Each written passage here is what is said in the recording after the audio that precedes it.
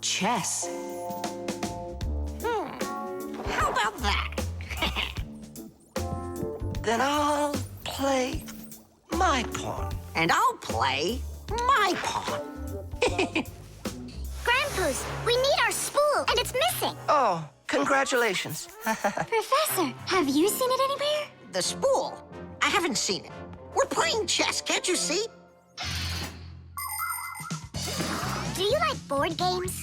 Like dominoes, for instance. Just about everybody has played it. But do you know where it came from? Dominoes was invented by the ancient Chinese. They made tiles and decorated them with dots like on a pair of dice. And this is a game that looks a lot like checkers, but it's a lot more challenging. It's called backgammon. Backgammon originated in Persia, and from there it spread all over the world. But the most challenging game of them all is the game of chess.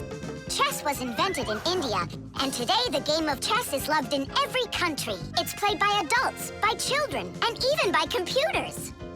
Chess is a real sport. But the most important thing for playing chess is not the power in your arms, but the power in your brain. Hey, look, I found it! Yeah! Hey, what's going on? That's our spool. Please let us take it back. There's something we have to do with it. But we're using it. Can't you wait? It's a replacement for the missing pawn. Oh, Nolik can work for a while as the pawn's replacement. Yeah, I can do it. All right, you can take it.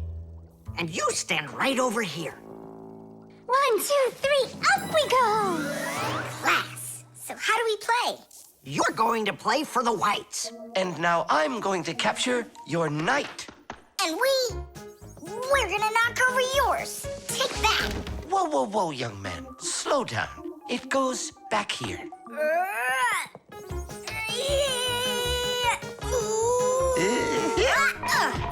Nolik, get back to your square. What for? Pawns don't move like that. Then how do they move? Only one square per move and only forward.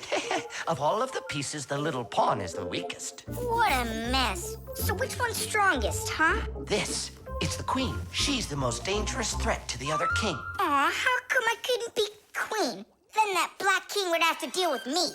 Oh, yes.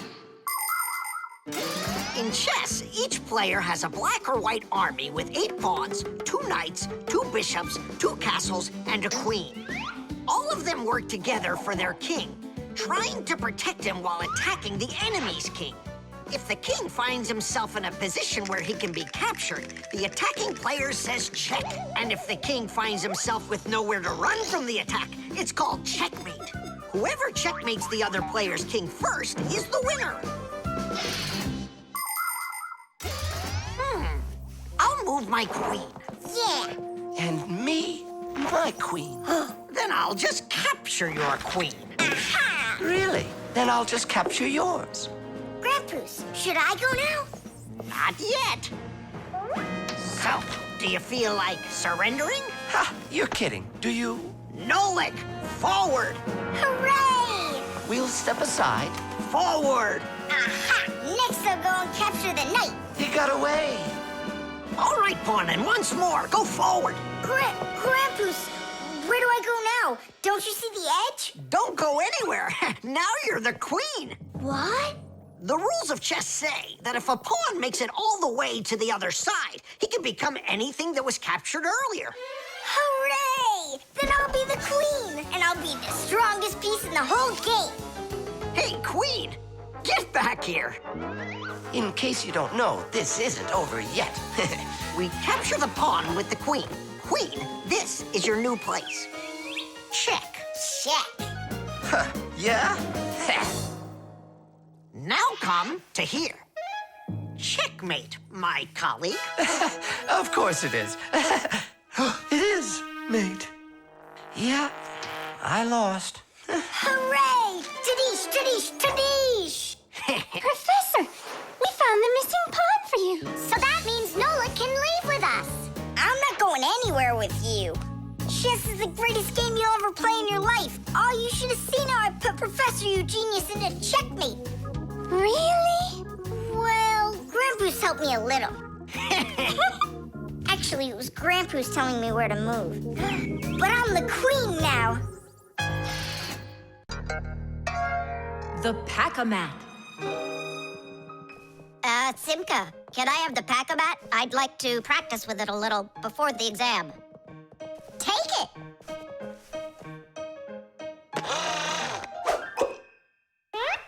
You're really good with that thing.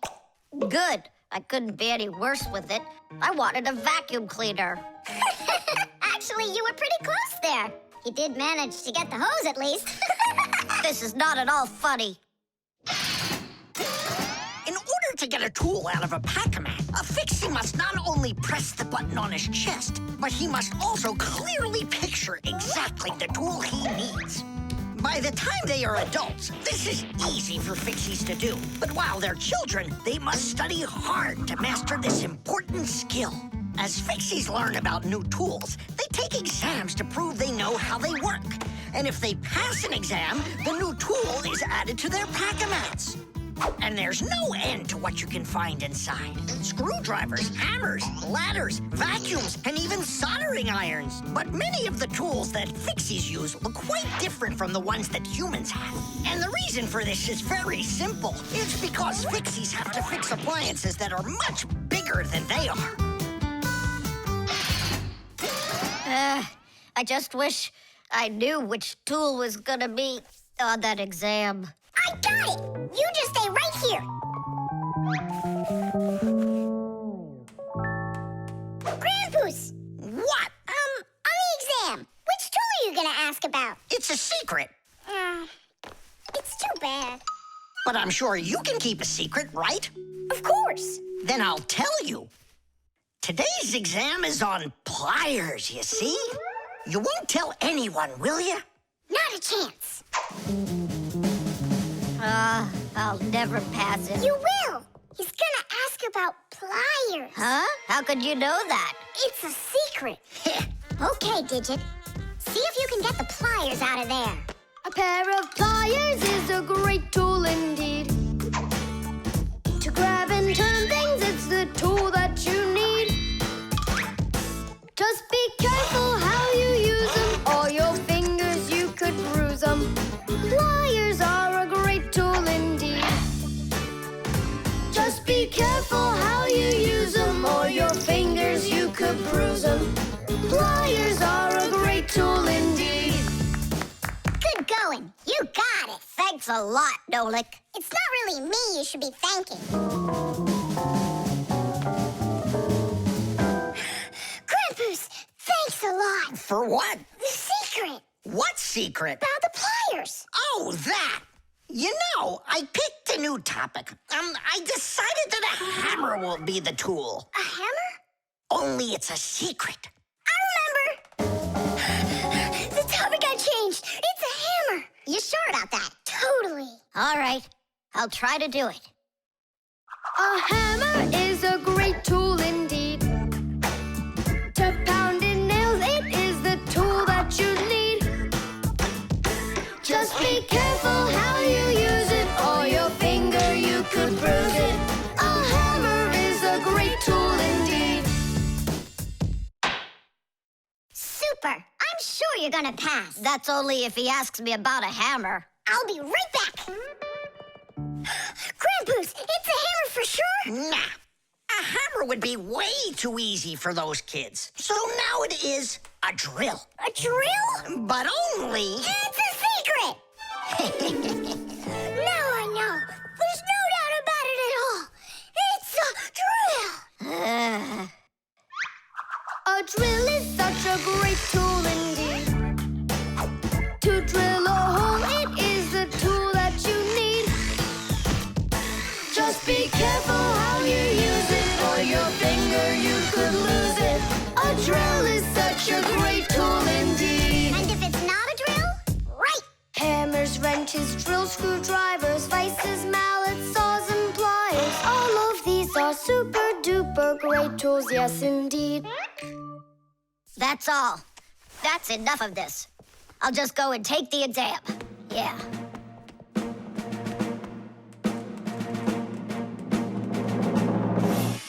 Digit. Come on in. Professor, well, what do you want to ask me on today's exam? Nothing. You already passed. What? You mean you're not going to ask me anything at all? No need. You're excellent at getting tools out of a pack-a-mat. But how could you know that? That's a secret. And we Fixies sure know how to keep secrets. The airbag. We're gonna be late. We'll make it.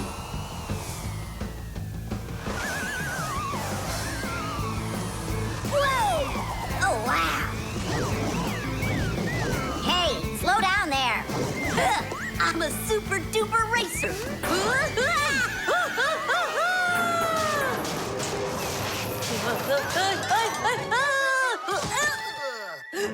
Well, Fire.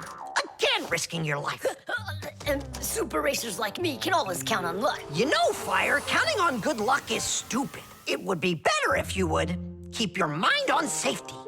Actually, today, Professor Eugenius has something really special to show us. He's going to be testing an airbag. What's that? Digit, explain it. Everybody riding in a car has to wear their seatbelt, because if the car has to stop quickly, the belt will hold the person back. But there are times when even seatbelts don't give enough protection, like when a fast-moving car crashes into something. When that happens, the driver and passengers can be protected by an airbag.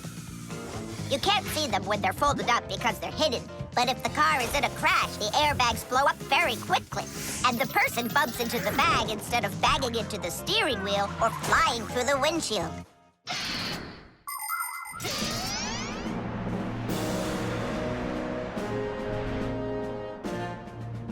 Here I come.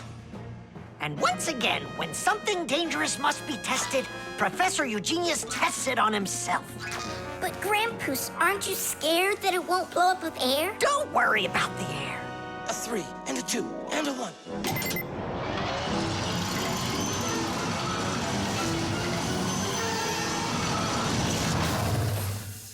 The airbag filled up in an instant. Did you notice? Yeah, but how does it do it? There is a chemical inside of there that quickly burns and instantly turns into a gas the moment the crash takes place. The gas fills the airbag, and there you go. Did I explain that right, Professor?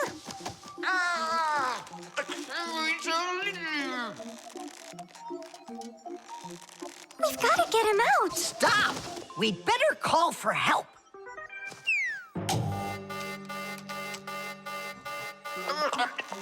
Professor, do you need some help?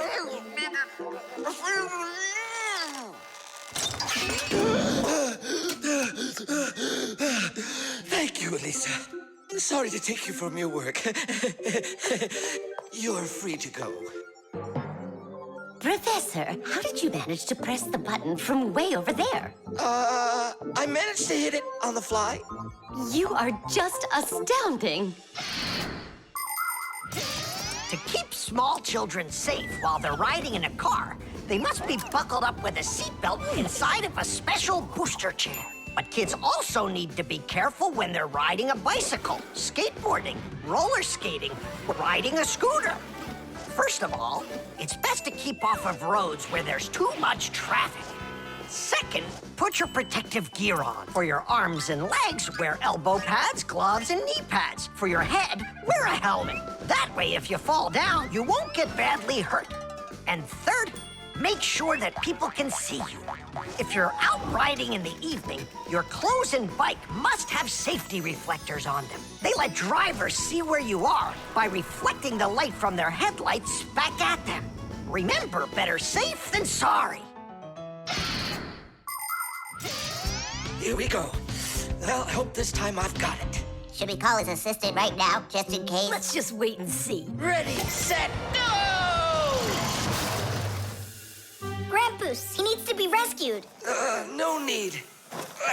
I made a change to it.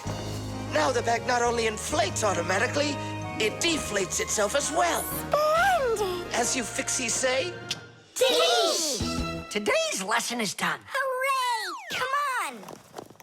Where's my fixie board? I've got your fixie board, Fire. Here you go. I just went and equipped it with an airbag. Really? Ha! How come? You know I'm a super racer. See? Woohoo! And that's why I installed it. Super racers don't need airbags. We never, ever.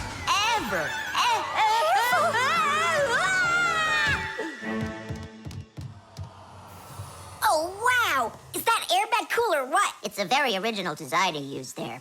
That design is my own, and Fire ran the test. Professor, will you make an airbag for each one of us? You all will get them real soon. But even so, Caution and care make accidents rare. The level. Tom Thomas, I'm really sorry.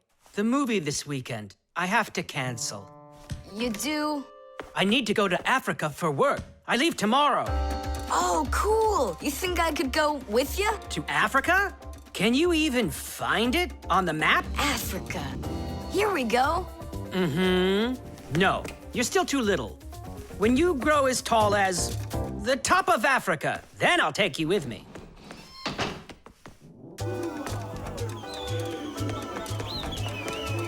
Here, there.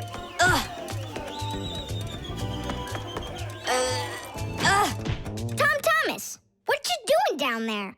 I want to know if I'm as tall as the top of Africa or not. Well, do you know your height? Okay, then let's measure you and mark how tall you are. You just need to hold the book, all right?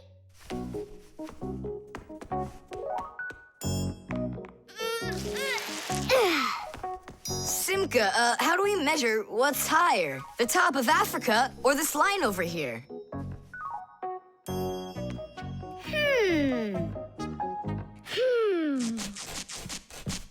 It's a tough one. We need a piece of flexible, clear tubing. Oh, I can get it for you. I know where it is. And we'll build a simple tool to find out the answer. It's called a water level.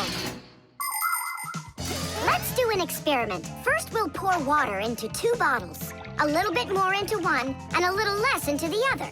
Now we'll connect them with a tube so that the water can flow between them. You see? The water flows and flows, and then it stops. It stops when there's the same amount of water inside of both bottles. And if we do this with a simple tube, it becomes a useful tool called a water level, in which the water on both sides is always the same height.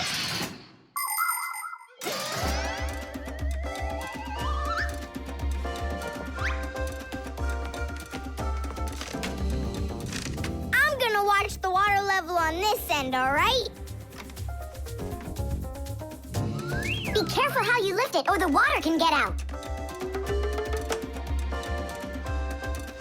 Nolik, what's going on? The water inside the tube is even with the line. There you go, Tom Thomas. Where the water is right now is how tall you are. And? Well, it looks like Tom Thomas isn't quite tall enough for Africa. What if we hold the tube a little higher? You can try if you want, but the water's gonna stay where it is. See? The water level on your side always stays the same as on the other side. I'm not getting that tall for a while yet. And what if we just lower the map a little? That wouldn't be honest. But it would be clever. There are a lot of great proverbs, but my favorite one is measure twice, cut once. And to measure things right, you need measuring tools. The simplest one is a ruler. With its help, we can find out the length of an object. A watch can tell us how much time has passed. A speedometer shows us how fast we are moving, like in a car or on a bike. An electric meter keeps track of how much electricity we are using. A decibel meter can tell us who is screaming or stomping louder. And a beam compass is used to accurately measure the size of a coin or a hole. We couldn't get by without wonderful tools like these. If we didn't measure the things we are building carefully, everything around us would just come loose and fall apart. Uh-oh. Dad! Dad! Look, Dad. That's strange. Looks like you are a little taller. Does that mean you'll take me with you? Yeah. Are you ready? Yay! Oh, But everyone who goes to Africa has to get vaccinated. You're okay with that, aren't you? I need vaccinations to go. Are you sure? Yeah, there's one against malaria, tsetse fly, crocodile bites. Altogether, there are 10 shots. 10 shots? Yeah, 10. Oh. Dad, you know, I was joking. After you left the room, I moved the map down. Okay, I see. And I was joking about all those shots you need. What? You mean you don't need to get shots? You gotta, just not 10. so how many? 9 of them. There's no vaccination anywhere to stop a crocodile from biting you. The elevator.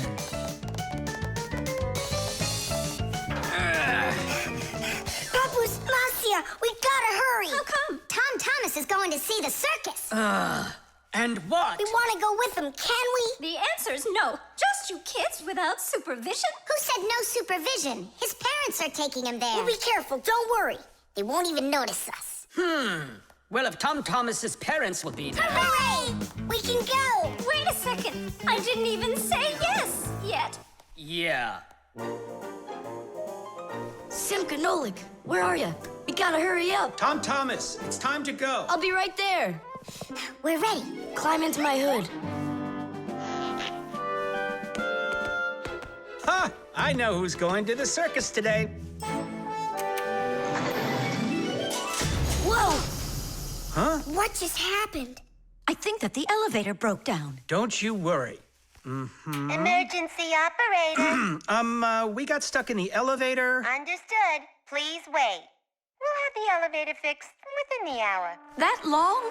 That means we won't get to the circus on time. Tom Thomas, we'll go get Papu's and Marcia. I'm sure they can fix it. People need elevators to help them get to the upper floors of tall buildings. When someone steps into an elevator and presses a button, the elevator's electrical engine starts up. It pulls the cable that is attached to the elevator cabin, and the elevator goes to the desired floor. The cable hangs over a wheel, and it usually has a heavy counterbalancing weight attached to the other end of it. This counterweight balances the elevator and helps the electric motor do its job.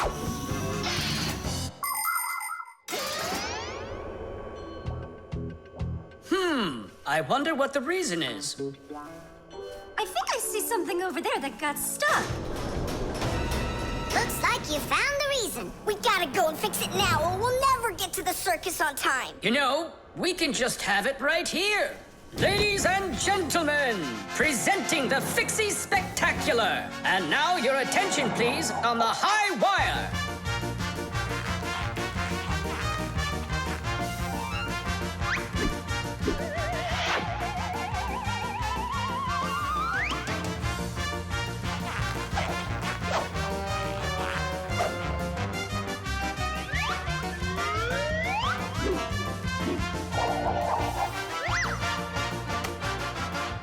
Whoa! Just don't look down. Then I'll close my eyes and I won't look anywhere at all. Ow! And now we bring you our very own aerial gymnasts.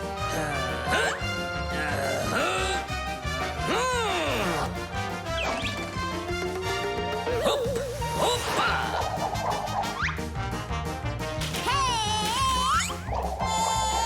Yep. Hoopa.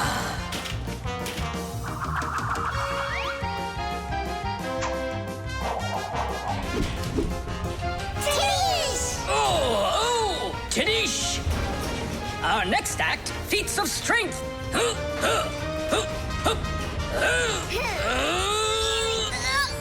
won't come out! I know how to fix it. With a death-defying circus act, point your eyes up. Marcia, where are you going? Up to the electric motor! Do you know the right way to behave yourself inside of an elevator? First of all, small children should never get into an elevator by themselves. They should only go in with their parents or other adults they know well. When getting onto an elevator, the adult should always enter first and then the child. When it's time to get out, it's the other way around. First the child leaves, and then the adult. If you are taking a dog onto an elevator, make sure its tail and leash are completely inside, so they don't get stuck in the door. And there's one more thing. If the elevator suddenly stops for some unknown reason, don't try to break out of it yourself. Press the button that calls the emergency operator and wait for help from the elevator repairmen. Or the Fixies. I reached the motor! Turn it on! Oh, they fixed it. That was quick. Now we'll make it on time. There was no need to worry. Stop! It's way too high! Tom Thomas went to the circus without us. There's no need to get that upset, Nolik. Our circus is as good as theirs. Right, Papoose? Of course it is! Thank you! Thank you, to who? What do you mean, who? The elevator repairman. The disguise. Ugh, good. Tom Thomas, why do you need a second aquarium? Especially without any fish. First of all, it's a terrarium. And it's not for fish, it's for lizards and snakes. Ooh. My friend Katya asked me to take care of him while she's away. That's why I brought him here. Take care of who? There's no one in there. Ah! What is that? It's a chameleon, Nolik. I think he's awesome. It's a bad idea to take him out. He might run away. Don't you worry, I got him. What a monster. But how come I couldn't see him before? It's because a chameleon knows how to disguise himself by changing the color of his whole body. Have you ever seen a military uniform? They have special patterns and colors that help soldiers hide. That's called camouflage, and people learned it from animals. For instance, a caterpillar can look like a twig, and a seahorse can look like a piece of coral. An ordinary gray rabbit becomes white in the winter, so a wolf will have trouble finding it in the snow. But the champion of camouflage is the chameleon. This master of disguise can change its color in just a matter of seconds. Hey, Tom Thomas, where'd your chameleon go? Oh, it disappeared. It didn't disappear, it camouflaged. He won't hide for long. Let's find him.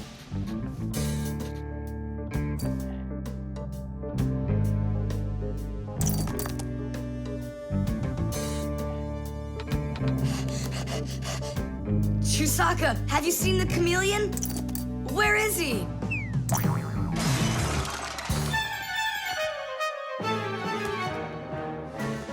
Do you see him?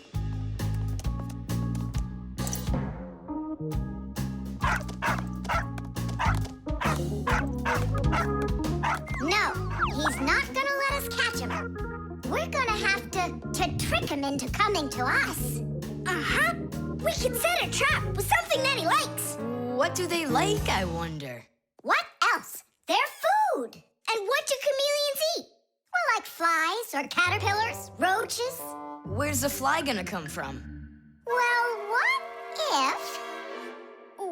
What? Oh, Simka, just you wait. I'm gonna get you. Hey, we've gotta help Katya. You don't see the caterpillar complaining.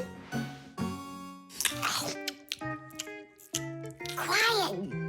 Nolik, you start buzzing. Buzzing? Yeah, like a fly.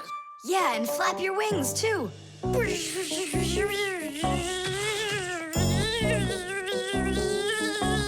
Simka, how long do I gotta keep doing this? Until the chameleon shows himself. Just keep buzzing.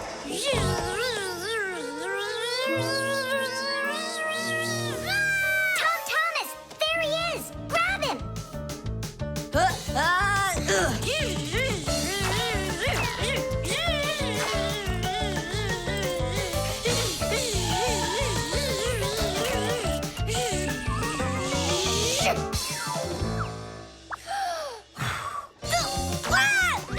Let go of my brother.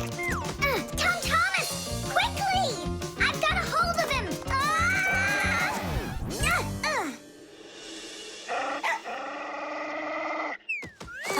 Yep, I gotcha.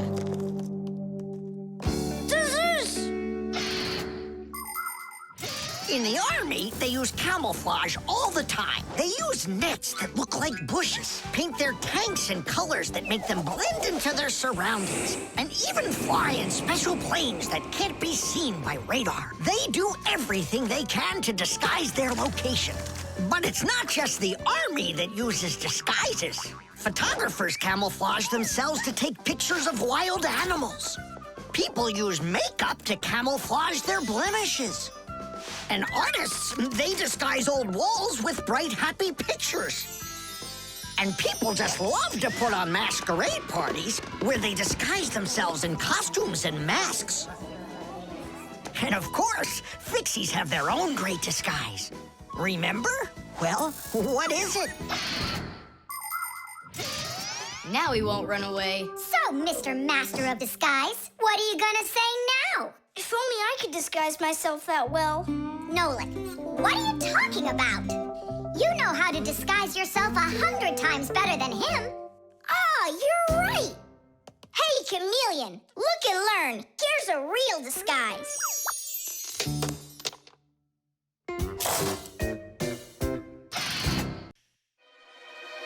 The barcode. And so, what do we do if we happen to see humans? Hide from them, right? And what if you've got nowhere to hide? Then we turn ourselves into screws. That's correct. Where could it be? Where on earth could I have put it? Oh, I'm such a scatterbrain. Ah, it's Professor Eugenius. There's no need to hide from him. He's our friend. Where has it gone? Did you lose something again, Professor? Yeah, how did you guess? It's just awful. Yesterday I started testing a new iron, and today, it's totally disappeared into thin air. Where could you have put that thing?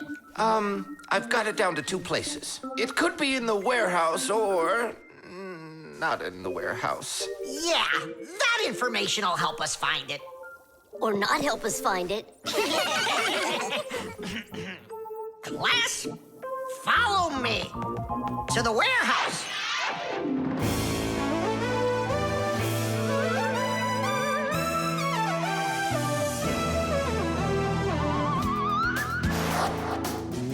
Wow, look at all these boxes. If we have to look inside each one of them, it'll take us 2 days. Maybe we'll get lucky. Let's look in this one. No, inside there is a fan. A fan? Wow, it's a fan. And what's inside this one? A mixer. Yeah, amazing. And what's in this box? An electric kettle. Made in Germany, by the way.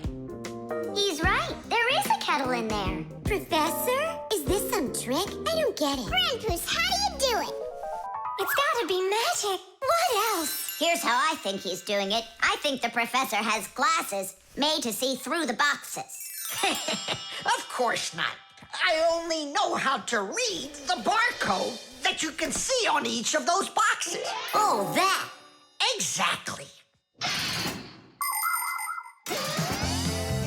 If you look at the printing on packages and boxes, you will often find a symbol with a lot of black lines and numbers. These symbols are called barcodes.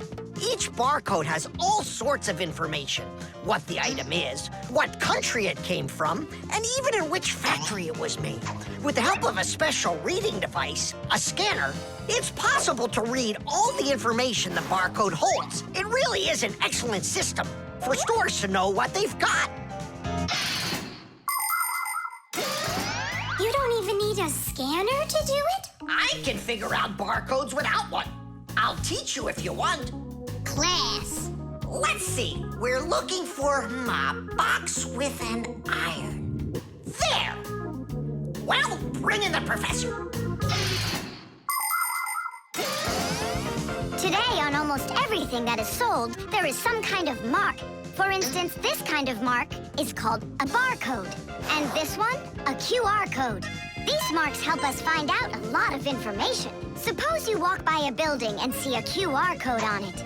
Just point the camera on your mobile phone at it, and information about who built it and when it was built will appear on the screen. Isn't that great? It's a shame not every phone can do this yet. And that's not all. There are also marks that work without pictures. There are electronic chips that can hold information. These chips can be put inside of ID cards or travel passes, and all you need to do is press the card near a reader so it can check if you're allowed to go on through. You just made my day. You found it so quickly. What would I do without you? Huh? Is something wrong? This is not an iron. Whose sandwich is that? Mine. Yesterday I wanted to put it into the fridge, only I guess I put it into my... I just get distracted so easily. Look, we need to think this through logically. If you went and placed your sandwich into the box where the iron should have gone, then you must have put your iron... in the refrigerator!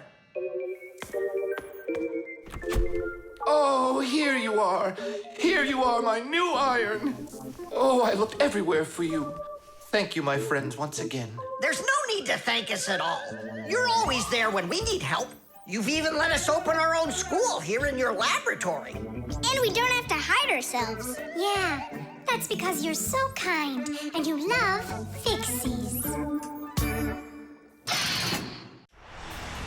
The Draftsman. Pew! Huh? What? Hi there, Tom Thomas. What are you drawing? I'm not drawing. This is called drafting. What's the difference? Tell me, is that a circle? Sure is. And that? It's a circle, too. Only it's a rounder one. Of course. That's because I drafted it with a compass. And now I've got a real target. So now I'll load my dart gun. Whoa! Why'd you shoot that thing at me? It was the gun. I didn't even pull the trigger. What? Did it break? Let's open it up and see. There. This little part broke. Let me go find Papoose. He can help you. He can make another one. A brand new one. Wait, I can draft a technical drawing. Will Papoose understand how to read one of those? Are you kidding? Papoose is an expert at everything.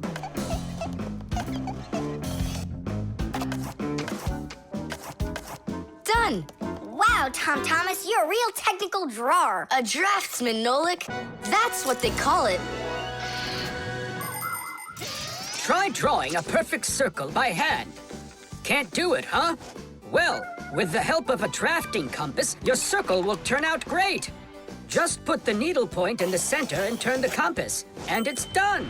A compass is only one of the many different tools for drafting. For example, if you need to draw a straight line, use a ruler. And if you need to draft a frame for your picture, you can use a triangle. First draft one side, and then the other. And then to finish your frame, just turn the triangle upside down and draft the two remaining sides. You'll get a perfectly squared frame. There are also drafting instruments for making curved lines. They are called irregular curves, or French curves.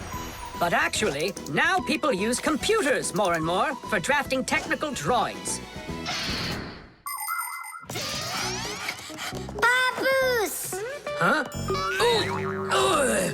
What happened? We really need your help. One of the parts broke in Tom Thomas's dart gun. Could you make it? What kind of part exactly? Look, here's a technical drawing. So, you even got a technical drawing. Very good then, let's take a look at it.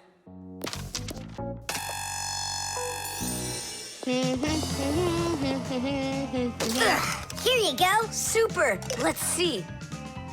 It's not gonna work. You see, it sticks out here on the side. I need to draft another technical drawing. Papoose! Huh? Nolik, you scared me again. Forgive me, but the part has to stick out over on this side. And you're sure that's all? That's all, for real. Tom Thomas, it's done. Listen, while you were gone, I realized that the part needs to have a hole right here.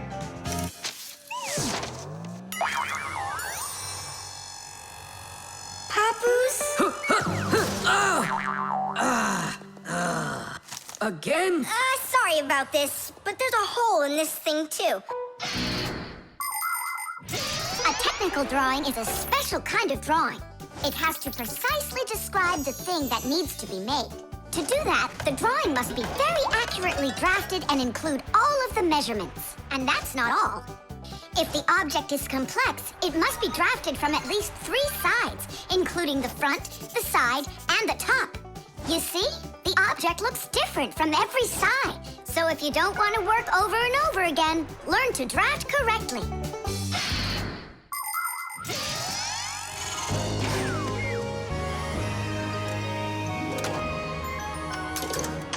Kaboom. It works. Bullseye! And all thanks to our technical drawings. Yeah, after 3 tries, right? Some draftsman you are. Now I can draft all sorts of technical drawings. Even one of you if you'd like. No, don't bother. Hey, Great. that tickles. Now do me a favor in turn. Hey, what are you doing there? Just stop. What's going on? Now I think I got it. It's done. And what's that circle for, huh? That's the top view. You know what, Simka? That's what you really look like from up here. Nolik, take this over to Papus. He can use it to make another Simka. No thanks, Tom Thomas. For me, 1 Simka's enough. The suction cup.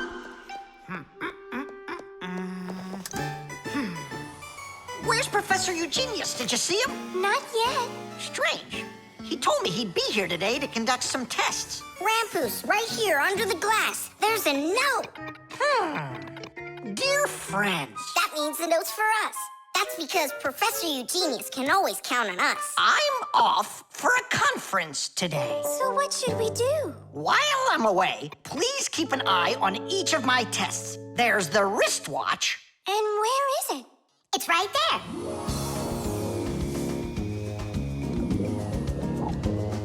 Look! How come the watch is in the water? So the fish can know what time it is? Nolik, don't be silly. This is the test he made for the watch. You see? It says water resistant right there on the back. That means that water shouldn't get inside of it. I see. So the professor needs to check if it will work underwater. Understand? Yep, I got it. The watch is working.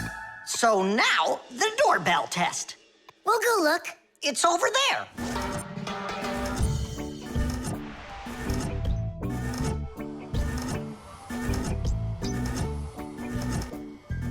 What's that thing doing? It tests the button to see how fast it wears out. To check the quality of appliances, toys, sporting goods, or just about anything, they need to undergo serious testing. Take, for instance, telephones. They need to be tested with both heat and cold because they have to work in places as hot as Africa and as cold as the Arctic. Computers are tested to make sure they can be shaken and rocked, too. That way you can be sure they'll work on a desk at home, or outside in the park, or while you're taking a ride. Different kinds of products need different kinds of durability tests. For example, athletic shoes and car tires are rubbed and squeezed over and over to see how long they are going to last. Yes, testing's very important. Without testing, a machine or appliance could let you down at the very worst moment. If guests come to visit once a week, and once every month a hooligan comes, pushes the doorbell and runs, then I figure this doorbell will last right around 400 years. That's long. The doorbell is still working. That's very good. And also, What? I don't know. We need to turn the note over to read the end. But how? Oh, raise the glass, that's all. Hup, hup, hup.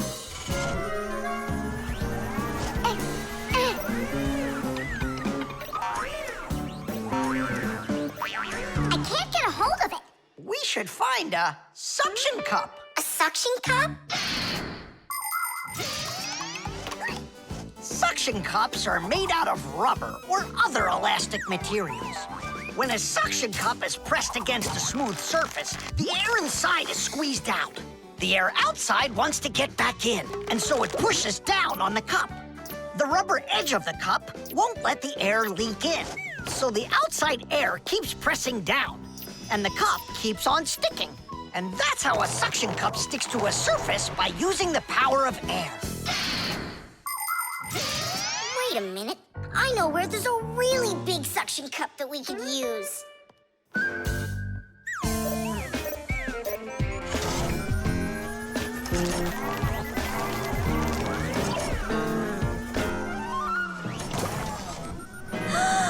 That's a huge suction cup, Nolik. Stiddies, stiddies, stiddies! Well done, Nolik. Only we need to hurry before air gets under this suction cup and it unsticks. My suction cup will never unstick. Well, let's see what it says here. Simka, you'd better hurry. And make sure nothing gets broken here in the laboratory while I'm away. Huh, and what could get broken around here? Ah, the glass, look out!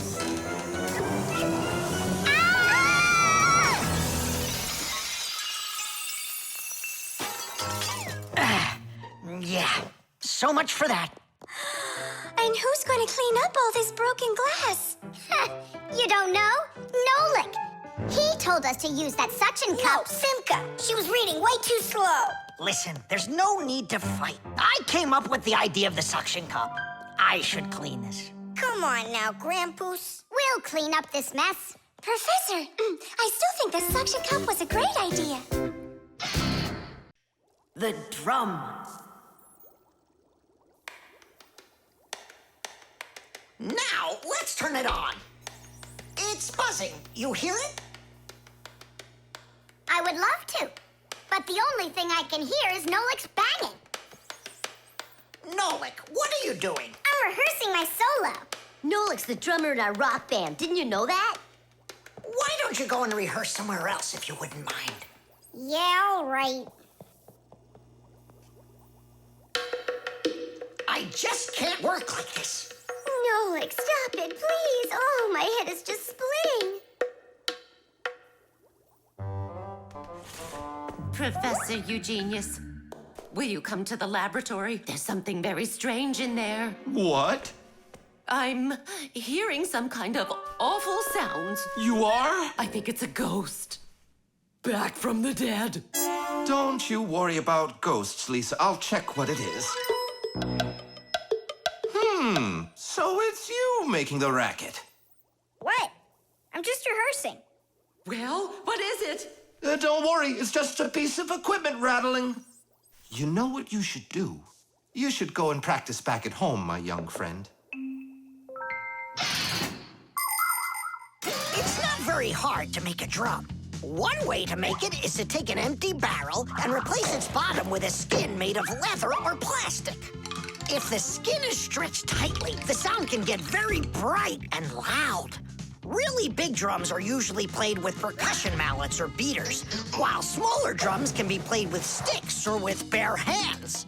Instruments that make sounds by being shaken, scraped, or beaten are all called percussion instruments. There are lots of different percussion instruments, like the small hand drums that are called bongos, big shakers with handles called maracas, cymbals made out of metal. Now those really make a lot of noise. And there's tambourines, ratchets, and even spoons. That's right! People can make music using spoons as a percussion instrument. Tom Thomas, do you think I could practice my drumming here? Yeah, go ahead. I've just got some homework to do. I can do that, and better than you can, too. And what if I play like this, huh? Then I'll go like that, or like that. Ever since I had decided that a drummer's what I want to be, there is nothing that I won't bang on, 'cause the world's a drum to me. So I bang on radiators with a spoon, the pot goes boom, bam, bum. Maybe someone will take pity and they'll buy me my own drum. Bang it, bang it, bang it, boom, bang it, boom, bang it, boom, bang it, bang it, bang it, bam, bang it, bam, bang it, bam, bang it, bang it, bang it, bum, bang it, bum, bang it, bum, bang it, bum, boom. Bang the drum. the drum. Both my father and my mother wish I'd play a violin instead. I don't want to. I'm a drummer, but I can drum that in their heads. So I bang on radiators. With a spoon, the pot goes boom, bam, bum. Maybe someday they will get it, and they'll buy me my own drum. Bang it, bang it, bang it, boom, bang it, boom, bang it, boom, bang it, bang it, bang it, bam, bang it, bam, bang it, bam, bang it, bang it, bang it, bum, bang it, bum, bang it, bum, bang it, bang it, bum, bum. Bang the drum, bang it, bang it, bang it, boom, bang it, boom, bang it, boom, bang it, bang it, bang it, bam, bang it, bam, bang it, bam, bang it, bang it, bang it, bum, bang it, bum, bang it, bum, bang it, bang it, bum, bum. Bang the drum. Tom Thomas, let's take a break. But I'm not done. Keep going, Nolik. This is fun. Maybe it's fun for you. Bang the drum. Stop, that's enough. Bang the drum. And now, let's turn it off. Can you hear that? It stopped buzzing. It did. Hey, everybody, it's Nolik. Yo, what's up? So, our noisy ghost is back. I thought you were practicing at home now. Tom Thomas is drumming there. I had to run away. Well, our excursion is over. And now I would just be so happy to listen to your rock group. Hooray! Bang the drum! Bang the drum! Come on, not so loud! Bang the drum! Did you say something? Bang the drum! I beg you, not that loud, please!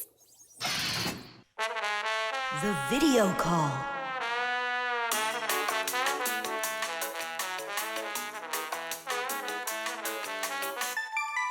Turn on the camera right away. It's me, Simka.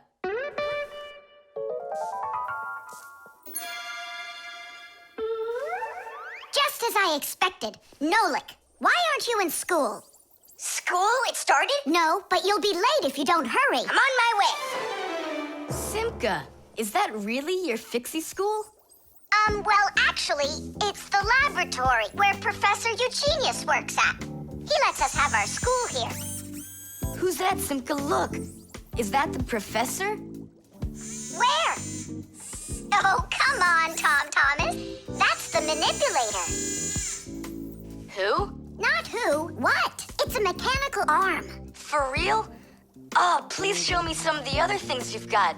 But how can I show you? Come on, with the camera. Computers and tablets are able to connect with one another through the internet. That's why you can talk to another person on your computer like you're talking on the phone. And if the computer has a video camera, then it's possible to send not only sound through the internet, but video as well. That's why it's called a video call.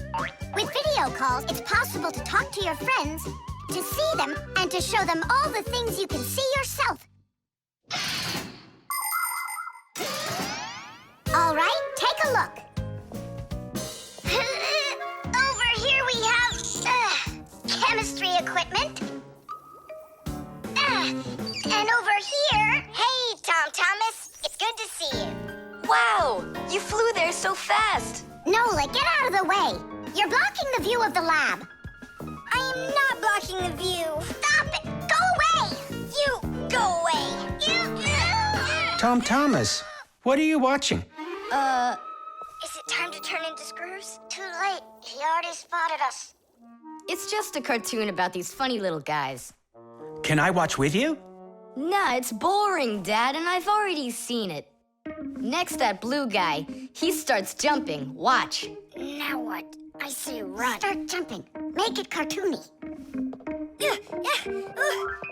Now that redheaded character will sing. Watch. La la la la la la la la la. Then she starts dancing. La la la la la la la. These guys really are funny. And here are the super fast moves. That was funny. I gotta get going. That's all. You can rest. My dad went out. I'll get you, Tom Thomas. What are you doing over there, huh? Watching a movie. But why on my computer? Sorry, Professor. Yeah, will you forgive us? So how is it any good? Uh-huh. It's a super funny one. Really? Yeah. You see that boy there? He's gonna start waving his arms around like a maniac. He also crows like a chicken. Cock-a-doodle-doo! And now the boy's gonna go in and chew paper.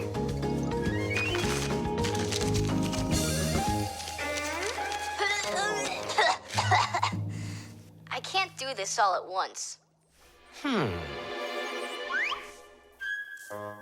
A movie. That's what we're watching here, right?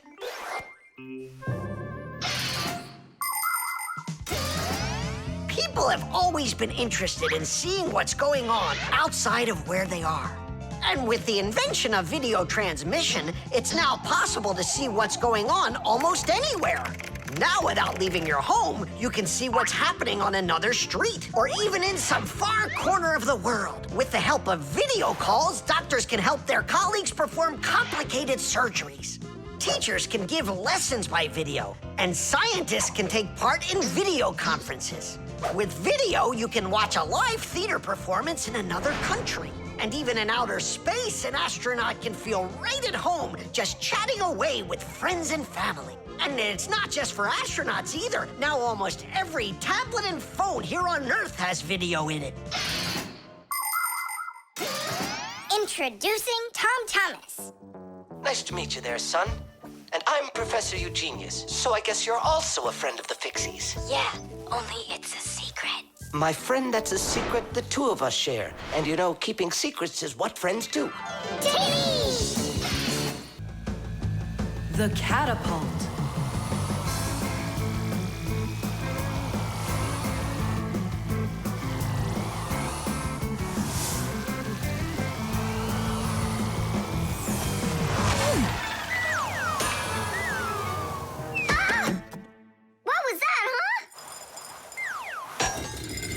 Strange. Tom Thomas isn't here. There's no way these toy soldiers could have shot it themselves. Now that was a good shot. It wasn't real long, and not high either. And off target. It was pretty awful. It was good, but awful. I got it. So what do? We need to raise it up a little higher. Hey, Fire, Nolik! Why in the world would you shoot at a Fixie? Fixies, they're supposed to be in school right now. Actually, I'm on my way to school. How about you, Fire? Why aren't you in class? Because there it's totally boring. But here, look at what a cool shooter we found. Ha! What did you call it? You've got no idea what this is. It's called a catapult, guys. A cat with gold eyes? It isn't a cat with gold eyes. It's a catapult, guys. Catapults are ancient propulsion machines. They were used to shoot stones, heavy arrows, or barrels with burning tar. The main part of a catapult is a special piece of rope. It is twisted very, very tightly like a spring. The rope is then wrapped around a big spoon.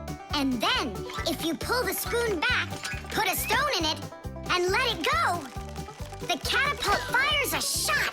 Ooh, and the stone flies far, far away. Uh-huh. All right, so here we go. Ha! Came up short. What do you mean short? What are you aiming at? You'll see. The spoon needs to go further back. Just a little. Guys, you're gonna break the glass. Nolik, now push. All right. Yes, right on target. Now let's fly out into space. Wait, what space? What kind of flying? Who's gonna fly? I'm gonna fly. Right out the window. Right up to the moon. First fixin' onto the world, Nolik. Are you ready for your flight into space? Yes, sir. Nolik, get out of the spoon now. I'll be the first Fixie on the moon. Yeah. Nolik, enough of this. What kind of joke is this? It's not a joke at all. He's gonna fly into space. And how come it's not you? Because he's lighter. Hold on. Humans didn't go straight into space themselves. They sent dogs out there first. Nah, Chusaka's not gonna fit in here. Simka, why don't you go and let us finish? Fine, I will go. But only after Nolik finds himself a helmet. You're right about that. I'll go find a helmet.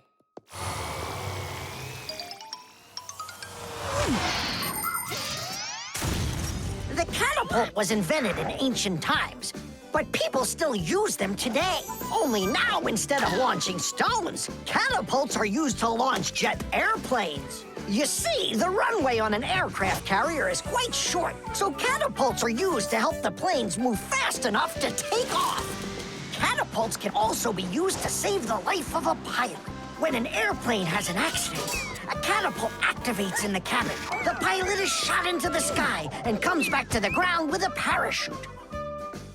A plain old slingshot is also a kind of catapult. It's just a very little one. But be careful with this toy. It can be dangerous to others and to you too. As for us Fixies, the only time that we use catapults is on a peaceful mission. Habus, hurry! Our Nolik's getting shot to the moon with a catapult! What? And if I meet new Fixies up there, what should I say to them? Hi there. And you can ask them to launch you back. So? Let's do it! Fire! Launch it! Stop! Don't! Simka! Nolik! I'm not getting out!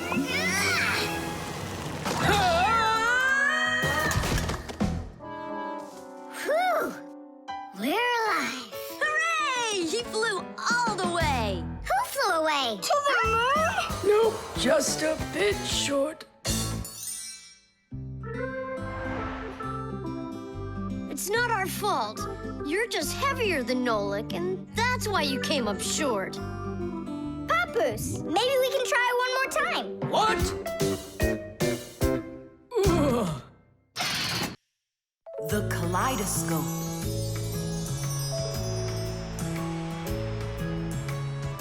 Tom Thomas, when are you gonna give me a peek at your new ball? I just can't wait. I told you, you can see it as soon as I hang it up. You're not peeking, are you? No, I'm not. Oh!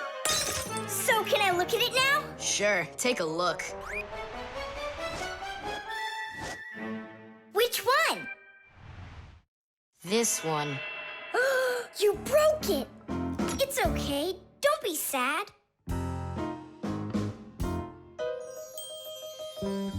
I know what to do.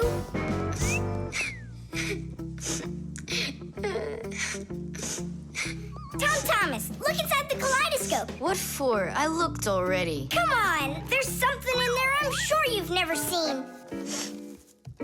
Whoa. Cool, isn't it?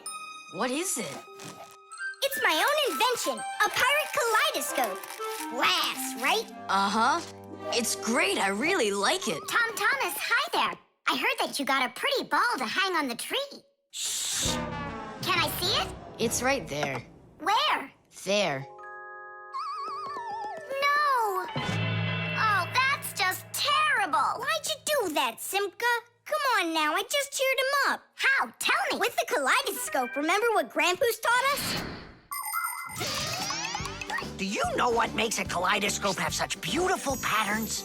Ah, it's because pieces of multicolored glass are tumbling around in there. And it's also because it has mirrors inside.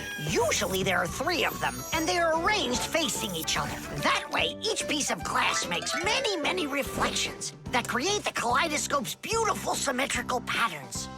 By the way, you can put just about anything you want inside a kaleidoscope, and each different thing makes its own special pattern.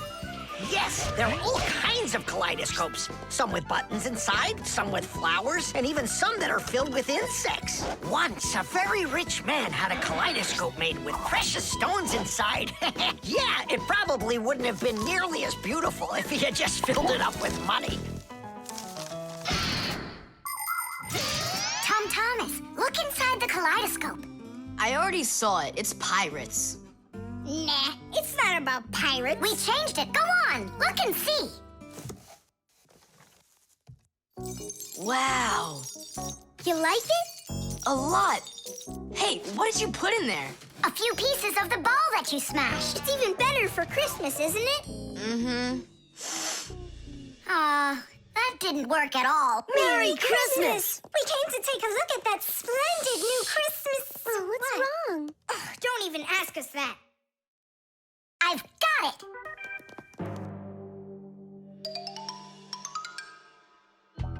Tom Thomas! What? Look inside the kaleidoscope! Again? I don't want to. And I'm telling you, you've got to. Fine. Cool, yeah. Merry Christmas! Thanks so much. Now don't you feel good again? Yeah, it's really something. And you're the first human in the world that's ever seen it. How about that? Turn it! It's great, isn't it? Wondrous designs that tickle the eye in the kaleidoscope. Shimmering scenes, gingerbread trees in the kaleidoscope. Magical flowers just blooming with light, petals that glisten and gleam. Kaleidoscope, kaleidoscope, a crack to the world of dreams. Kaleidoscope, kaleidoscope, a crack to the world of dreams.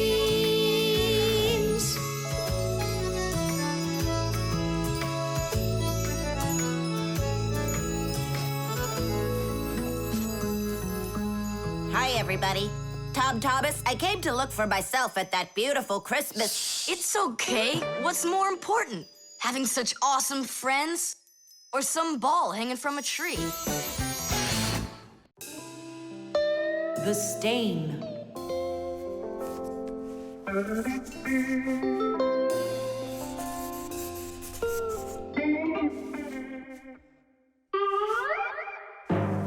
Tom Thomas, what's going on? If you really want to watch TV, then you gotta turn it on first. I'm not watching it, I'm looking at my reflection. I'm working on a self-portrait. And which shelf will you be painting in your shelf portrait? It's not a shelf portrait, it's called a self-portrait. It's when an artist draws or paints a picture of himself. Of himself? Ha! You think you've got muscles like this superhero I see here on this paper? How can I see exactly what my muscles look like? And anyway, let the artist do his work. Tom Thomas, your shirt! There's a spot! Oh no! Wipe it off, quickly! It's even worse. So now what? What we really need is Marcia. Ordinary dirt can be cleaned off with a brush or washed off with water. But there are stains that are not that easy to get rid of. Stains from fruit need to be soaked in hot water first. Blood stains, on the other hand, should never be washed in hot water. You can clean stains from paint or rust as well. Only for those, you'll need to use a special stain remover. But stain removers should only be used with the help of a parent or other adult that knows how to use them safely. Hey, I know a great way to do it. What do you use to get rid of pencil marks? An eraser. Only this shirt isn't paper. And so what? Let's try it. What's the harm? Now I've got 3 colors to get off. New idea. We should paint over it with this correction pen. With whiteout? Yeah! That was a bad idea. Now I got it. You have to use some water.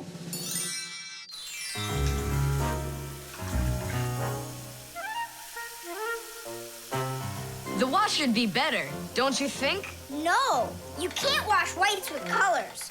And you've got a white shirt with colors all over it. Then how about if we try some more water? How much more can you use?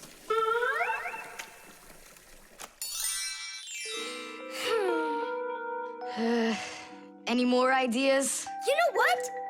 It's possible we did something wrong. Everything you did was wrong. You should have used a spot remover to clean off that stain. A spot remover? No way! Oh, take a look at it, Simka. I think it's marvelous. They painted that white shirt so nicely. Tula is Simka's best friend. She's very tall, almost as tall as Papoose. Yeah, she's the tallest one in her class. And she's strong, too. Tula loves to laugh, and she does it louder than everybody. That's just the way she is. Cheerful and kind. Ready to help anyone who needs it, and making sure her friends are getting along. Of course, I don't like that she treats me like a baby, especially since she's the one that's a scaredy cat. She can even get scared of a cute little spider. And she believes in all sorts of silly superstitions and horoscopes. Tula will believe anything you tell her, which is really great because it makes it so easy to play tricks on her. But she takes it all in good fun. That's because she's Tula. It was on purpose, wasn't it? Well, yeah. Tom Thomas, no! Your mom will punish you for just one of them, and now you're gonna make more stains? Don't worry, Nolik. I forgot that this is an old shirt, and I'm allowed to get it all dirty if I want. And I tried so hard to clean it. Put another spot there. And over here. One in the middle. And a line over there. Splendid. That looks great. And how about down there? Wow. It's like fireworks. Splendid. There's a name for this style of painting, and properly speaking, it's an abstract painting. They have lots of lines and spots, and everyone sees whatever they want in them. Yeah, look! A golden bowl by the river! And there's Tom Thomas with an F on his report card. Tom Thomas, what did you do to your room? And your shirt? You know what they call it? It's, abstract art. There's something good in it. I like it. Abstract art. Isn't it great? Ah, my little artist. The chick. Ah, Professor Eugenius is making breakfast. Only the eggs will never get cooked at this temperature. What are you doing? You can't heat up these eggs to temperatures that are this hot. Why can't you? The chicks, you'll kill them. What chicks? Where? This appliance, do you even know what it is? I thought it was an egg cooker. You thought it was an egg cooker? Listen up. I do not want to see you around this thing. Not anywhere close. Got it? I won't get close to it. But Grandpus, we don't even know what this is for. It's called an incubator. To help her chicks hatch, a mother hen sits on her eggs for a long time, keeping them warm with the heat of her body. An incubator is a device for hatching chicks that is used in place of the mother hen. It's always nice and warm inside, just like under a chicken's wing, but not too hot. An incubator can even turn the eggs so they get just the right amount of heat all over. Chicks that are hatched in an incubator are no different from the chicks that are hatched without them. Fire! What? This thunderstorm is really scary. Let's be scared together. I'm not scared at all. Me neither, I was joking. Just joking with you. What do you think? Are the chicks scared in there? Holy moly! Wow, that was a big one. Even the electricity got turned off. The incubator turned off too. And the temperature is dropping. And for little chicks, is that bad? I'm sure it is. It's cold in here. These chicks need help, and Grandpus isn't around. Then we're gonna have to save these chicks without him. Nolik, get the door open. Help me. I can't. Grandpus said I can't get near the incubator, so try opening it yourself. I can't do it. And I can't help you. But the chicks are going to die of cold. Let's just do it. But don't you go and tattle to Grandpus. I promise. Hooray! It's a bit early for hooray.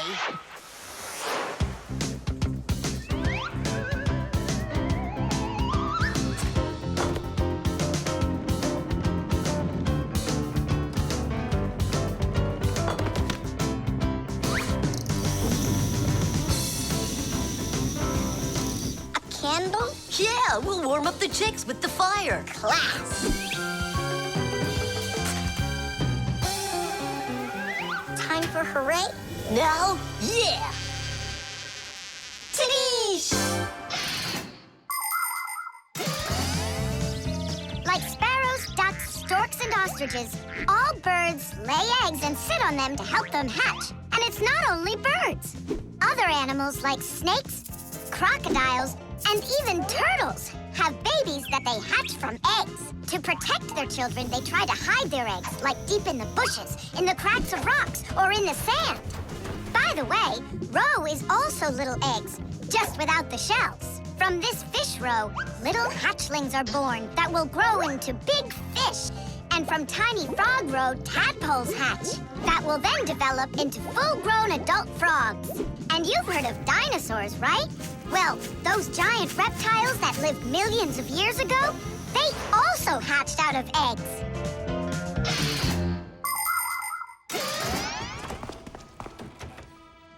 What happened to the electricity in here? It's a blackout from the thunderstorm, I guess. This is just awful. My incubator! Someone lit a candle, and the temperature is normal. So who put the candle in there? Tell us right now. Nolik, don't be a tattletale. It was me. By yourself. By myself? Of course yourself. I wasn't allowed near it. Well, yeah, he wasn't allowed near it. All by yourself. Then well done. You saved the chicks. Our hero. So, Fire, follow his example. And you, Nolik, accept our heartfelt thanks. Look inside. They're starting to hatch. All right, Fire. Come take a look. Now I'm allowing you.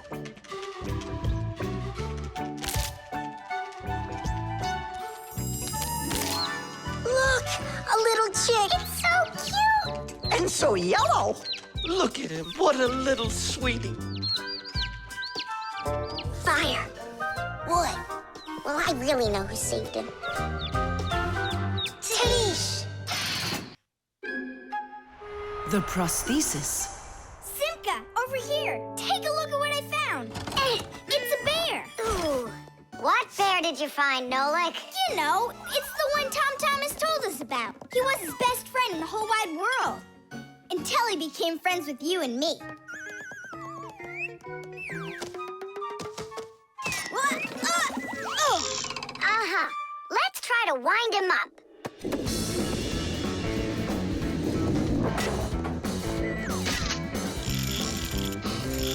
Come on, come on, come on. There you go.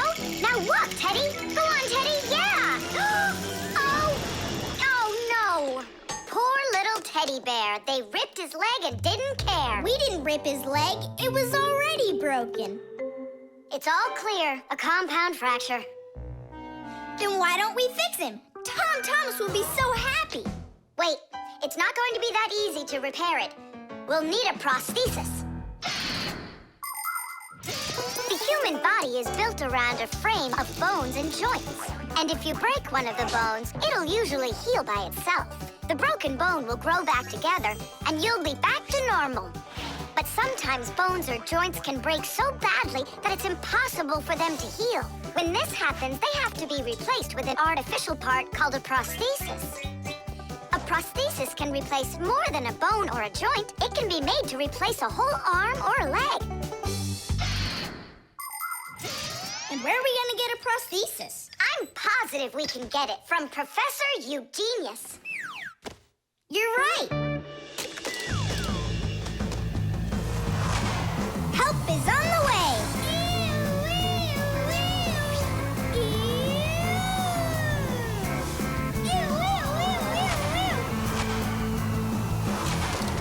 Hello, Professor Eugenius. Ah, I'm pleased to see you, dear children. How do you do? Hi there. Professor Eugenius, can you make a prosthesis? What, have you broken something? No, not us. It was the bear. He broke his leg. What bear?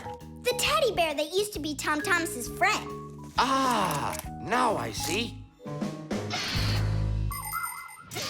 Today, with the help of modern prosthetics, more is being replaced than just arms and legs. For example, if you lose a tooth, it can be replaced with an artificial one. That's also a prosthesis. And there are times when a person starts losing their vision because the lens in their eye gets foggy and can't focus. For this, there's another kind of prosthesis, a new clear artificial lens. A prosthesis can also be used to help people with poor hearing. A tiny device can be put inside of somebody's ear so they can hear what's going on. And that's not all. People have also learned how to treat a sick heart by replacing its worn-out parts with prostheses. What fantastic inventions these prostheses are. It's amazing what they can do. They help people live a full life. Professor, is it working out? We'll know soon enough.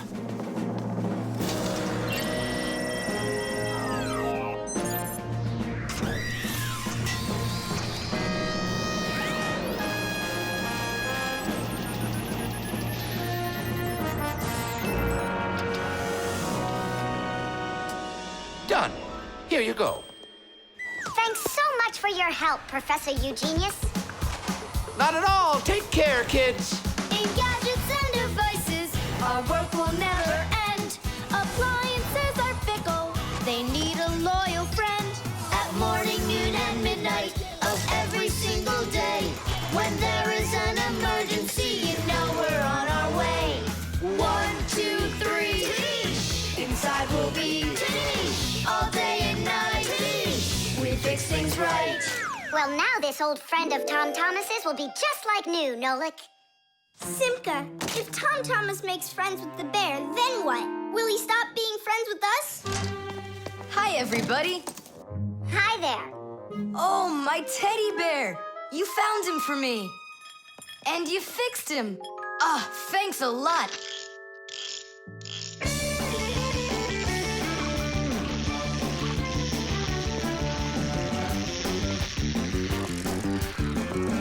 Yeah, it's just like Grandpus said. A friend that's old is better than 2 that are new. Who's new and who's old? Well, the bear is old. And we're new. Nolik, it's not true. You're the Fixies, guys. You're my very, very best friends in the whole wide world. Teesh! The camera.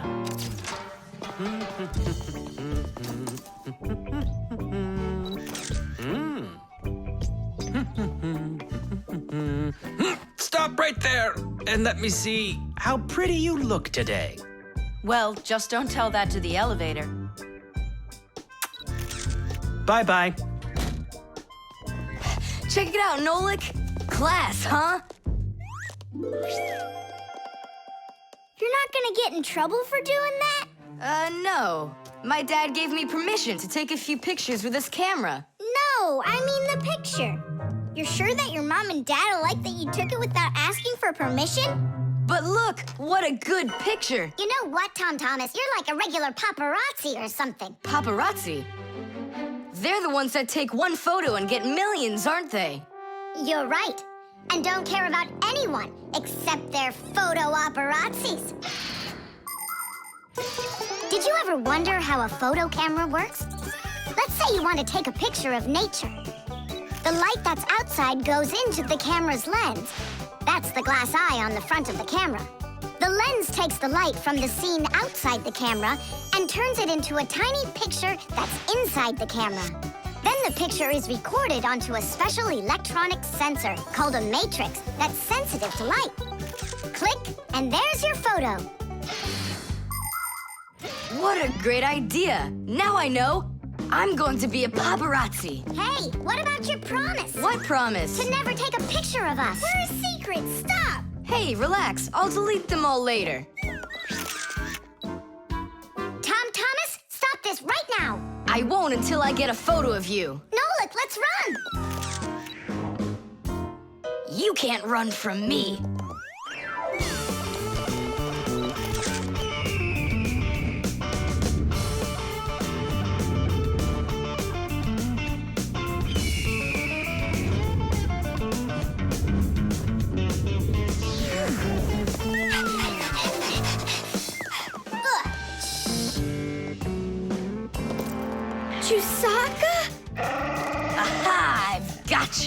The story of the century. The monster and its prey.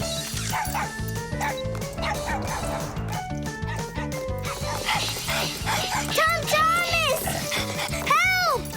No, he won't help, because he's a paparazzi.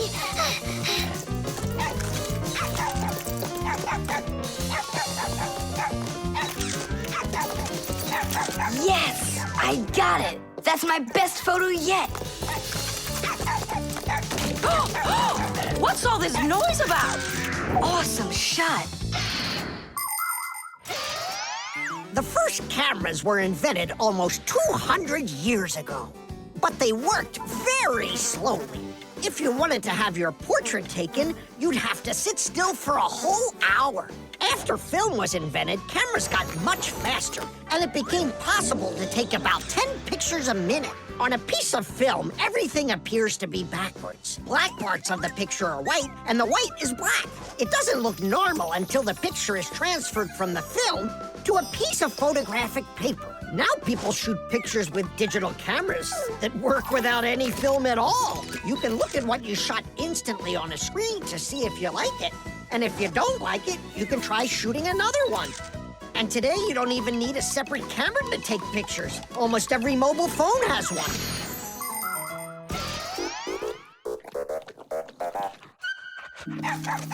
Simka, Nolik, are you in there? Hey, come out. I'll stop shooting photos of you. Aren't we friends? I'm sorry, guys. Well, your friends were almost eaten alive by a dog. Please forgive me. Want to look at the photos I took? Sure, go on, show us what you got. We're not in that shot. We're not there either. Well done there, paparazzi. Hang on a sec. I still got another one, and you're in it. I know for sure. Look. I'm zooming in. It's impossible. I don't believe it. It's possible. But when did you have time to turn into screws? The same time you were pushing the button. When we're scared, we can change faster than the blink of an eye. You lost. Paparazzi. And what are you gonna do with your millions, Mr. Paparazzi? Would you please stop calling me that? You got it, after every one of those photos is thrown away. All right, I'll delete them. And do I have to delete this one too? No, keep it. It's a great shot. I never even saw you take it. Tubes. Today's lesson will be on pipes and tubing. Right here inside of this laboratory, you can see them all over. Look, over there, and there. Some more over there, and there's another one. So, who can tell me some different uses for tubes? Digit. They're used in plumbing, to carry the water. Nolik, in school we don't give an answer without being called on. Digit. You can... And for carrying waste. I am talking to Digit now. Gas goes through pipes too. Stop interrupting us. And don't forget about smoke in a smokestack. Nolik, that's just rude behavior. Out right now.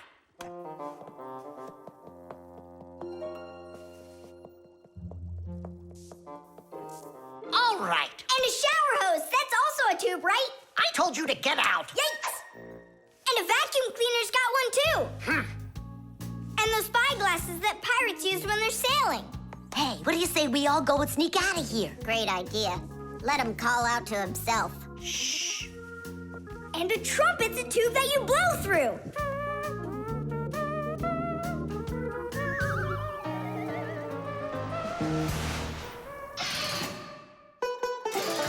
Nolik is my younger brother. There's a lot he still doesn't know, but that doesn't stop him from getting involved in things he probably shouldn't. Unfortunately, that can get him into trouble. So, every once in a while, me or my parents have to rescue him. No, I wouldn't call Nolik a pest. He's just a bit curious. That's why he broke the #1 Fixie rule, hide from humans. Nolik's the one who first became friends with Tom Thomas. Well, I was there too, but Nolik started it. Actually, first it was Grandpus. Many years ago, he befriended Professor Eugenius. And after that, the professor let us have our school in his laboratory. So it turns out that Nolik is just like his grandfather.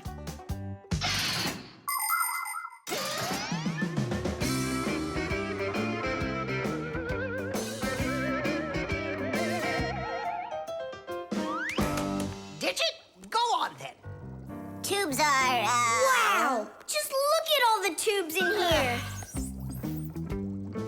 There's rubber ones and glass ones that are curvy. Oh, yeah! Pens! Parts of them are tubes, too. He stopped talking. He ran out of ideas. And those tube slides at the water park. The barrel of a rifle and the shell of a bullet. Those are tubes. Oh, there's a tube with a serious crack. And it's also dripping and hissing. It's dripping? Where? How can I show you when you kick me out of class? What's going on? Take a look. That tube up there is leaking. That's acid dripping out.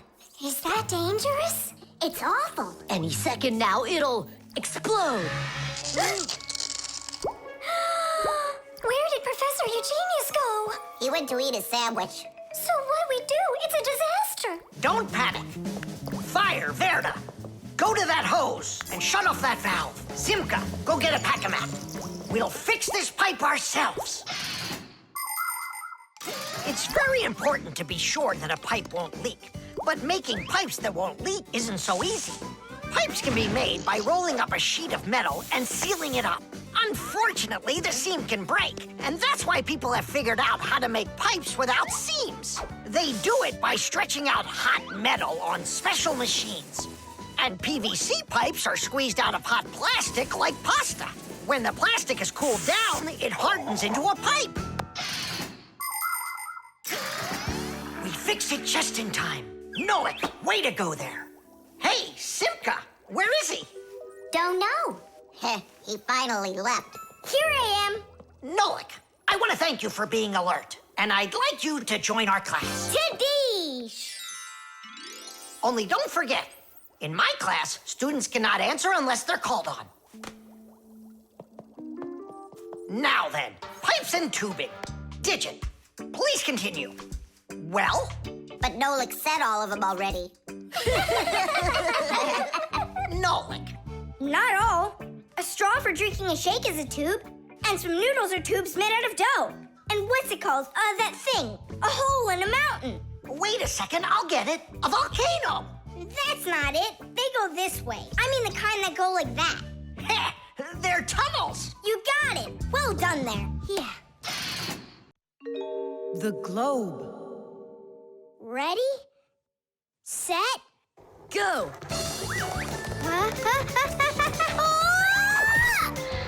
Yay! Again, I couldn't do it. I told you. There's just no way to hold on when the globe is turning that fast. But I know I can do it. Give me that piece of rope there, would you? Now you can't throw me off. Spin it. Go on. Whoa!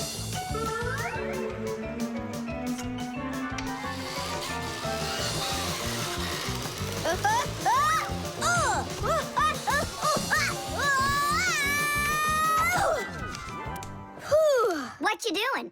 Trying to learn a bit about the Earth's gravity? That's a globe, not the Earth. Well, a globe's a model of the Earth, isn't it? Hey, come on, Simka. The globe looks like a ball, but the Earth is flat. We walk on it. The Earth also looks like a ball. It's just a very, very big one. It's not true. If the Earth is really round like you say, then it would throw people right off of it, like the globe does to me. No, it's just that the Earth pulls everyone towards it. Are you sure? The planet that we live on, the Earth, is a huge sphere. The Earth revolves around the sun, and the moon revolves around the Earth. Do you know why they don't fly away from each other? It's because of a force called gravity that pulls all objects towards each other. The heavier the object, the stronger its pull. That's why people, rocks, air, and water get pulled towards the Earth instead of floating up into space. Thanks to gravity, we are able to walk on the Earth. Then why doesn't the globe pull on me like the Earth does? Because this globe is very light. Compared to the Earth, this globe is like millions of billions of times lighter. Compared to the Earth, we're specks of dust. He's right. Look, a speck of dust. It sticks to the globe like we stick to the Earth. Oh, come on. It's just because no one's turning it. But the Earth's spinning and we stick to it. What? I just don't believe you. There's just no way the Earth is spinning. You've really got no idea how the days all turn into the nights, do you? Do too. It's because the sun goes up and then sets.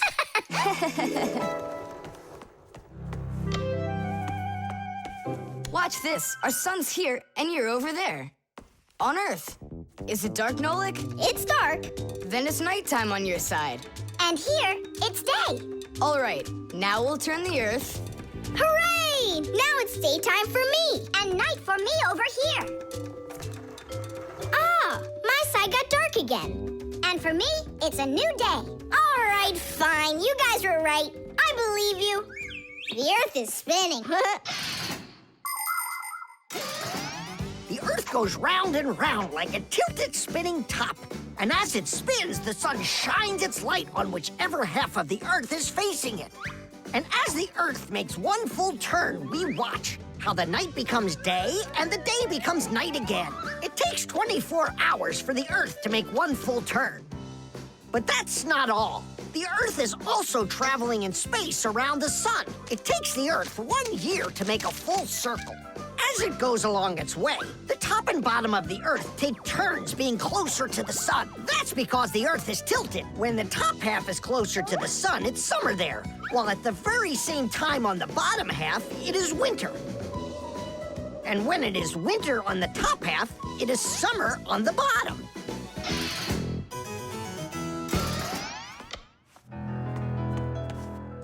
Nolik. Nolik, where are you? I'm not sure. Somewhere in Kazakhstan.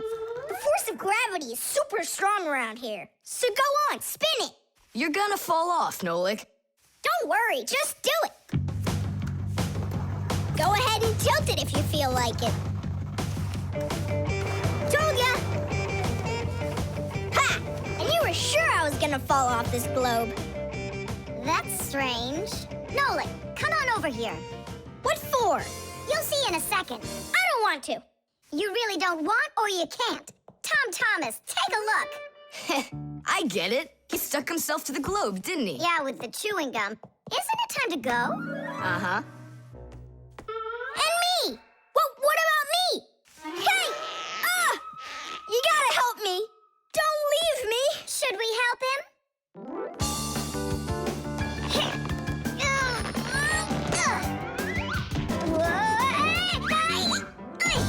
I never would have thunk it, but the pull of chewing gum is even stronger than the Earth's gravity. Nolik's cube. Whoop! Tom Thomas, you'll be late for school if you don't stop. School? Don't you worry. What's he breaking this time? This time, nothing. He's solving a Rubik's Cube, Nolik. Whose cube is it? The Rubik's Cube is the most popular puzzle game in the whole world. It was invented by Professor Rubik from Hungary.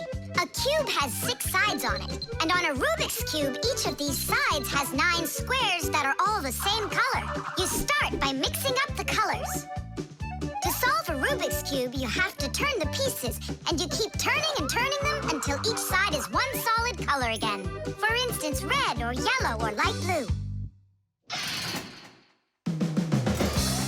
That's nothing. Hey, Tom Thomas, how long have you been messing around with this cube already? It's been 3 whole days of turning. 3 whole days? We could solve that puzzle in 5 minutes, now couldn't we, Simka? Oh, really? Then go right ahead. I'm off to school. Well, you ready to show Tom Thomas who's boss? Just count me out. Hey, I thought you said Rubik's Cubes are easy to solve. I never said anything like that. This problem is all yours, Mr. Bragger. All right, I'll figure it out myself.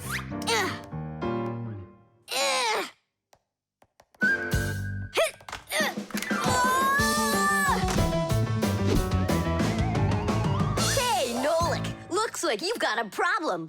Oh, hi, Fire. No, I'm good. Just solving this Rubik's Cube. Yeah? Can I do it with you? What, you can do it? Of course I can. How hard can it be? You'll see for yourself. Try getting all the red squares on one side. Piece of cake. Now hold it tight. Great, I'm with you.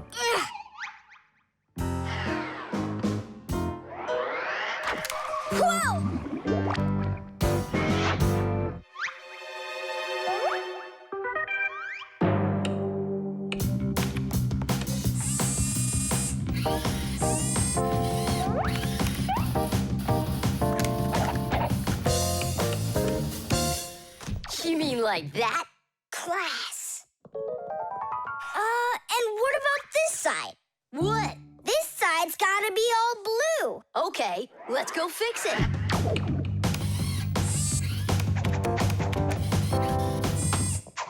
There, like you wanted. Now what happened to the red side? Huh? Simka was telling me that on each side there has to be one color. Oh, like Simka'd be able to do this? Simka can do it all. Well, if Simka can, then I can too.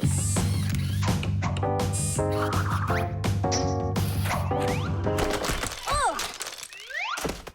Fire! You busted the cube!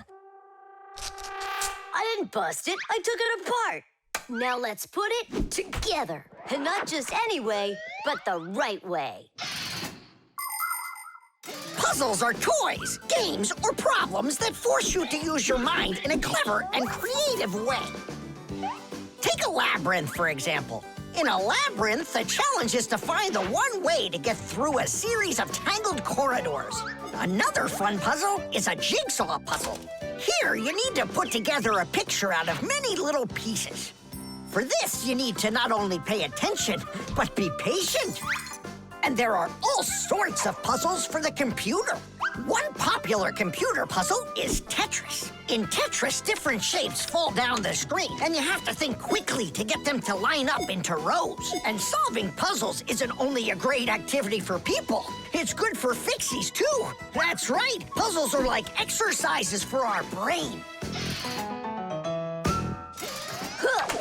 There, all done. Nolik, you better hurry, because Tom Thomas is on his way home. Hi there, Simka. Just take a look at this. We did it. I can't believe it. How? Oh, it was a piece of cake. Simka, Nolik, I'm back. Well, I'm out of here.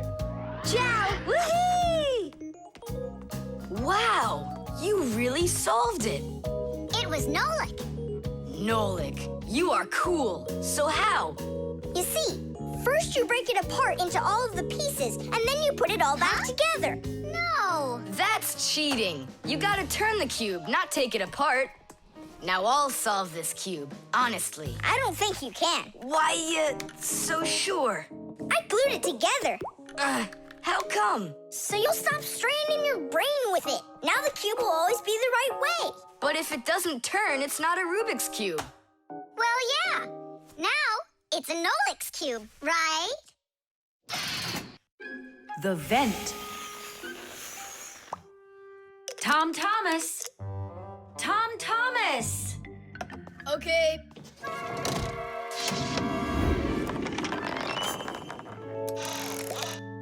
Simka, Tula, check it out. It's pretty, isn't it? Oh, splendid. It's nothing but a trinket. It's completely useless.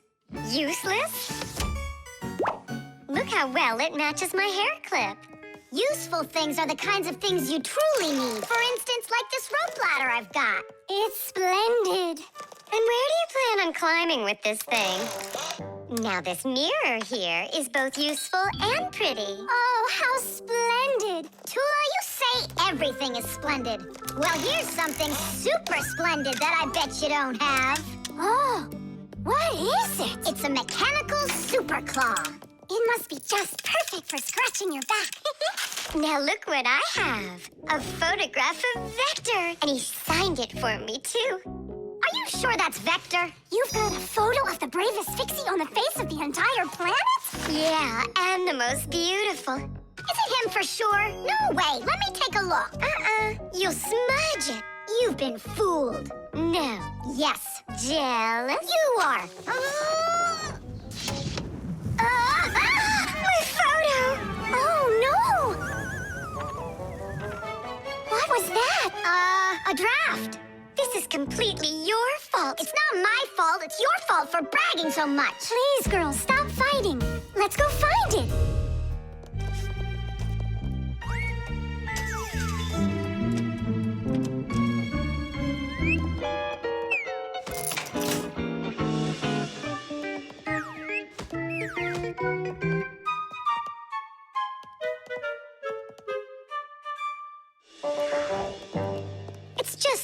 horrible to lose a picture signed by the most famous Fixie ever. It will be horrible when that picture of a Fixie is found by humans. So where could it be? I know how we can find it. Exactly. We'll blow a bubble and watch which way it goes as it floats away. We'll follow it and find your picture. Do you know why you can blow bubbles out of soapy water? At the surface of any liquid, there's an invisible film that is very thin but very strong. If you want to see it for yourself, fill up a glass with water all the way to the very top. Now you need to take a coin and carefully drop it into the water sideways. Then drop in another coin, and another, and another. You'll see that the water doesn't pour out, but rises up and forms a hump. That's because the water at the top sticks together. Why? Because of a force called surface tension. Thanks to surface tension, water can form drops. It also helps us blow soap bubbles, because when we add soap into the water, the film gets even stronger, but still not strong enough to stop the bubbles from bursting.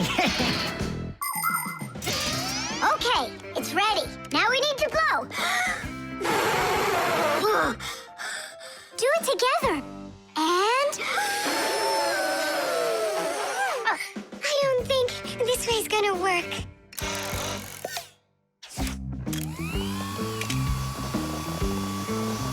Look, it's flying! We did it! The vent! Of course! Why didn't I think of that before? Have you ever seen holes in the bathroom or kitchen that are covered with grids? Well, those are called vents. And behind the vent is a long pipe called an air duct. Unpleasant odors and musty air can be forced into the ducts and sent out of the house. And if you want that old, stale air to leave the house even faster, open a window and let in some of the fresh air from outside. Keep the air in your home as fresh as it can be. Hey, take a look! It got stuck over there! Get it before it flies away! How can we grab it? What do you mean? Don't you remember what I've got? Tidish! Thank you, Simka. What would we ever have done without your mechanical claw and your fantastic ladder? Then here you go, a present for you. Oh, thanks, it's just great. And I want to give you this. Oh, gee, it's just splendid. Simka, are you here? Huh, what you got there, Simka? A little mirror. It's pretty, don't you think? Oh, you girls. You're all the same. The crowbar. Everything's fine here, too. I wish something would break for a change. It's already been a week and nothing's broken in here. Stop worrying. Everything breaks at some point. Well, nothing seems to ever break inside of this house. That's because we take such good care of it. No, Marcia, it's boring with no real work to do. We should move somewhere else. When Fixies graduate from school, they must choose the place where they want to work. Some will work at factories, and some on ships, and some in theaters, and some in hospitals, too. Fixies are needed everywhere. Now, Fixie families with children like to choose places that are a bit quieter. Usually, they'll settle inside of people's houses. It's not too noisy there, like in a factory, but there's still plenty of work to do. They need to check on appliances like computers, vacuum cleaners, telephones, irons, and washing machines. And Fixies always try their best. They just love being busy with work. And so if there's nothing broken in the house, Fixie families will move to a new place where there's much more work to be done. Nolik, did you hear that? I don't want to move anywhere. But think about the kids, dear. They've got their school and friends here. Do you like this friend of theirs? A human kid playing with Fixie kids. You know as well as I that it's just not right. All right, then. If nothing's broken down before the end of the day, that's all. We gotta move. Oh, no, I can't. Tom Thomas comes home the day after tomorrow, and we'd be gone by then. Pull yourself together. And I won't see him anymore at all? Nolik, I have an idea. What idea? If something happens to break down before the end of the day, then we're not moving. But what if nothing breaks? Calm down. We're gonna make sure of it. Simka, you're a genius. But how can we make sure of it? We're going to use a crowbar. A crowbar is powerful and simple. It's nothing more than a heavy metal bar with either sharp or flat ends. It can be very helpful for breaking through concrete or ice. It can also be used as a lever to root out a tree stump or move a boulder. If one end of the bar has a claw cut into it, then it's good for pulling out nails. Yes, sometimes the simplest tools are the most powerful ones. Do we have that tool? We've got our pack-a-mat, and it's got everything. Yay! In gadgets and devices, our work will never end. Appliances are fickle, they need a loyal friend. At morning, noon, and midnight of every single day. When there is an emergency, you know we're on our way. 1, 2, 3. Inside will be to fix what's wrong till it runs strong. 1, 2, 3. Inside will be all day and night. We fix things right. How about you let me try? Go on. Nolik! What are you thinking? I'm doing like you were doing. No, you're not. Now I'm confused. First off, whatever you break's gotta look like it broke all by itself. Oh, I gotcha. And second, you gotta break it in some way that can be fixed later. Did someone say something needs fixing? Or am I hearing things? Papas, we just found out that the television's broken down. Are you sure? Yeah. And one of the keys on the keyboard is stuck. For real? For real. And the clock's not running either. Oh ho! Masya, our life is getting back on the right track. Should we fix them? Yeah, what else? We are the Fixies. We live to keep on working, and work for us is fun. So we'll just keep on working, cause our work's never done. And deep inside of gadgets, if you look when it's dark, you might just see us race around like multicolored sparks. 1, 2, 3. Inside will be to fix what's wrong till it runs strong. 1, 2, 3. Inside will be all day and night. We fix things right. Tidish! Oh, that was a lot to do. You'd almost think that somebody broke it on purpose. Well, we didn't do it. It broke by itself. Yeah, this apartment still needs a lot of work. We shouldn't move anywhere.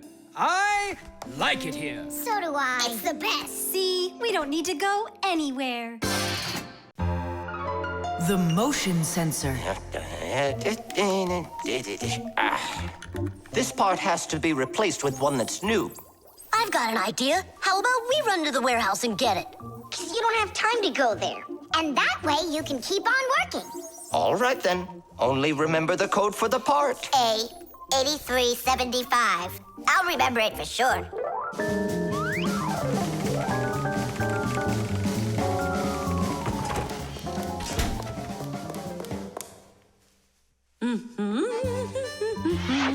Why is Elisa always there at the wrong time? Do we have to wait till she goes away? What for? We'll sneak out behind her. Did you find the part? It's here. Are we ready? Yeah, we're ready. Let's do it.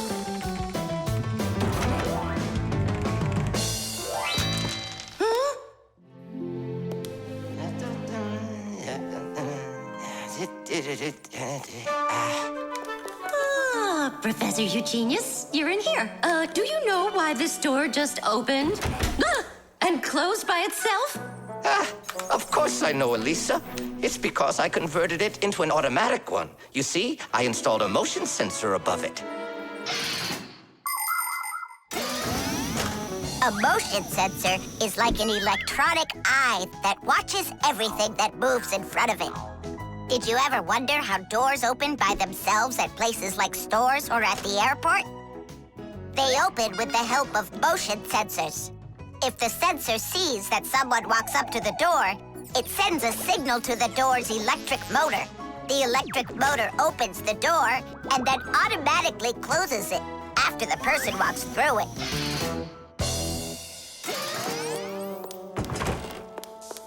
That man is just astounding. Only a bit untidy. The door is automatic now? Then why didn't it open for us on the way here? 'Cause we're too little for that motion sensor. But the part's bigger than we are. Big enough for the sensor to see it. Then how do we get in there? We can fool that thing if we stay close by the wall. Now let's keep this as close to the wall as we can.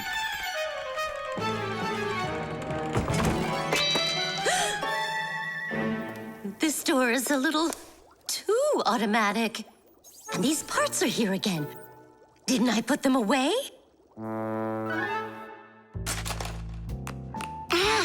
The sensor still noticed us. Here's what we gotta do. Let's break it. Why do we gotta break it? All we have to do is deactivate the unit.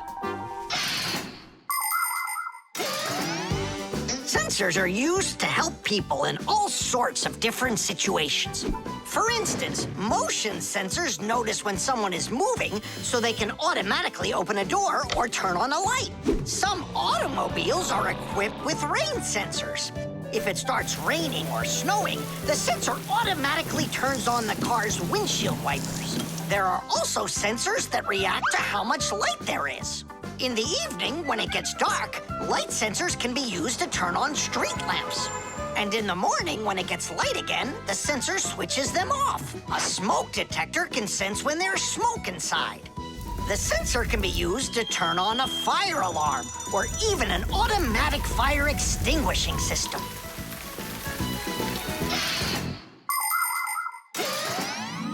I turned it off. That should do the trick. Great job. Let's go.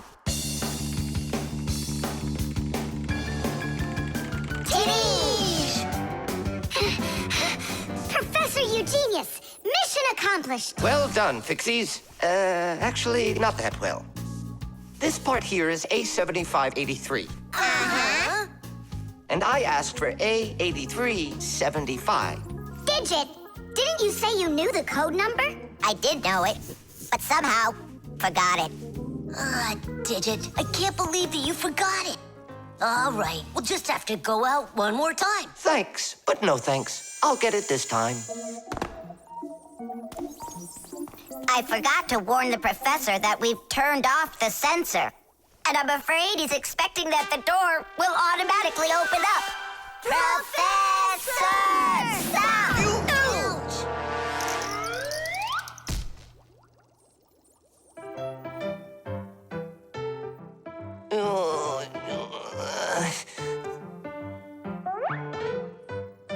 Forgive us, we didn't mean it.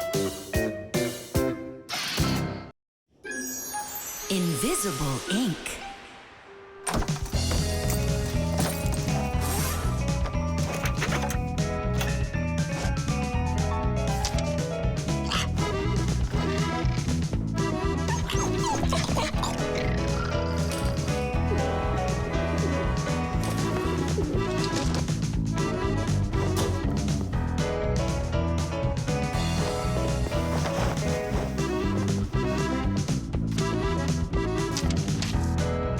To Tom Thomas.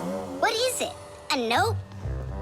Who's it from? It's from no one. Ah, is this no one a girl?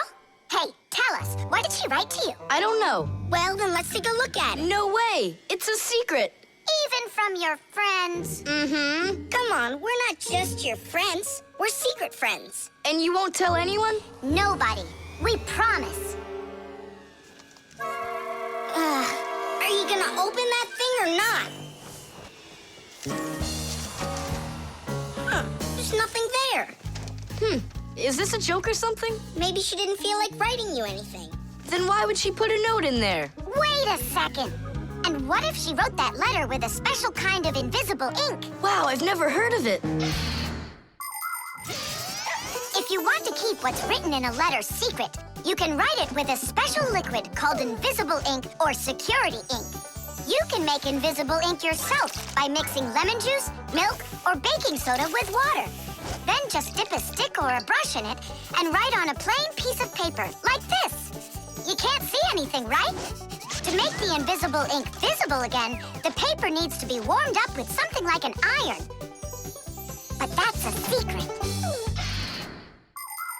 Well, Simka, you might be right. Only what about the iron? I can't use it. But your mom can, and right now she's doing the ironing. Yeah? Well, that changes everything. Hold on! If that really is a secret letter, then no one should be allowed to see it. Even your mother. What can I do then? Ah, I know what.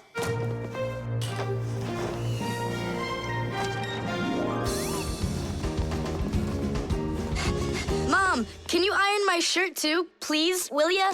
What's wrong with it? There's nothing wrong, it's just that the pocket's wrinkled. Ah, sure, I'll do it. Since when did you start worrying about things like this?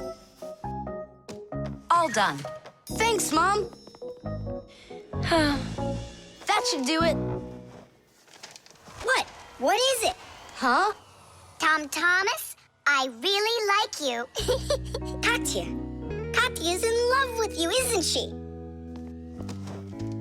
And what about you? Do you like her? I don't know. She does get straight A's. You like her. You and Katya kissing in a tree. Nolik, stop your teasing. Well, are you gonna write her back?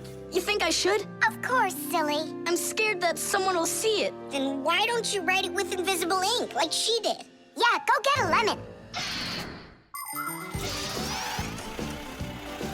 Nowadays, it isn't very common for people to write letters by hand and send them by regular mail. Today, people mostly send letters through the internet. But even electronic letters should be written with some of the same simple rules of politeness used in handwritten letters. For instance, you need to write a greeting at the beginning of your letter, and a few kind words at the end are always appreciated. Something like hugs and kisses, or all the best, or see you soon. And before you send off your letter, it's best to read it through to check for any mistakes. And one more thing. If you receive a message from someone, don't take too long to answer them, because they might think that you'd forgotten about them, and that can hurt their feelings. To say it simply, when you write, be polite.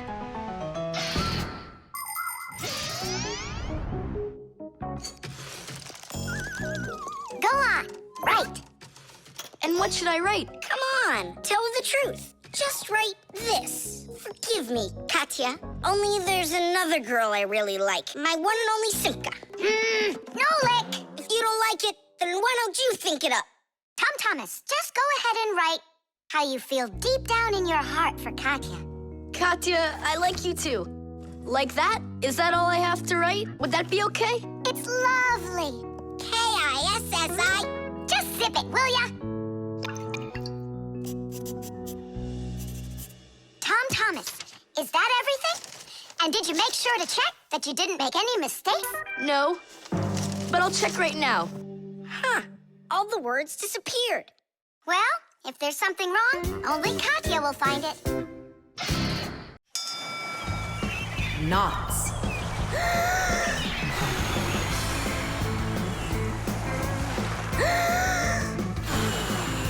Nolik, there are pirates off the starboard side.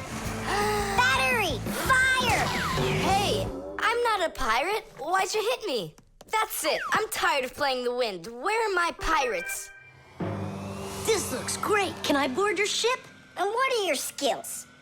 Tons, like protecting the ship and yelling hooray when we win. And how about good sea knots? Can you tie them?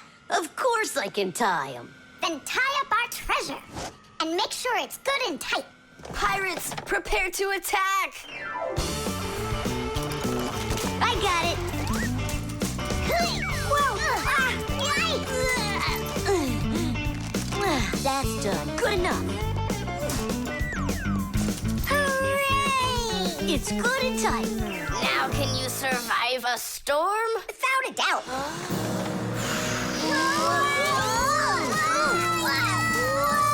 Our treasure! It's sunk into the sea. That was my mom's necklace we sunk. I'll pick it all up, don't worry. No, thank you. We'll manage ourselves. He calls himself a sailor. Go and learn to tie some knots. Try tying 2 ropes into a knot. You think it's easy? A badly tied knot will untie itself before you know it. Here's one way to tie it right. First, cross over the 2 ends like this. Now to finish the knot, you've got to cross them over again. But not this way. It's got to be in the opposite direction. When it's done, it looks like one loop inside another. This kind of knot is called a square knot. And it won't untie as long as you tie it right. And that's just one of the many kinds of knots a sailor has to learn.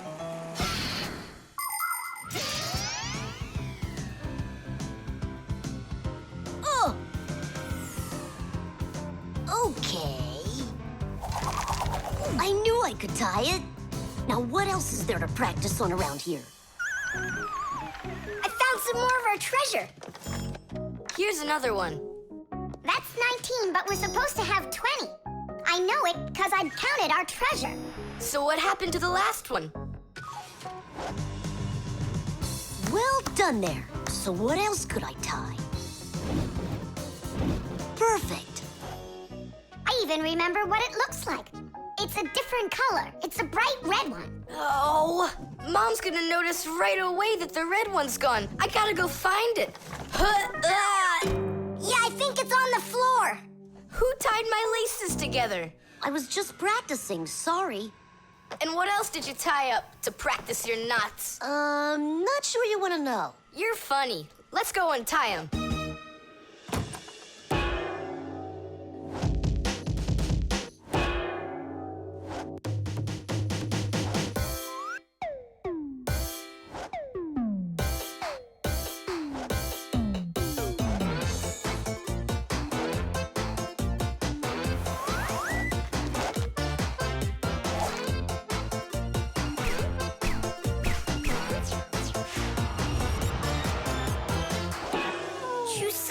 Don't look at me that way. I'm scared. She's just staring at her own whiskers, Nolik. And what have you done to her whiskers? Well, I tied them with the square knot. Fire, you're just a blockhead. And why don't you tell us what else you've done? Well, okay. I tied a decoration on her tail. That's where it is. We were looking everywhere for that thing.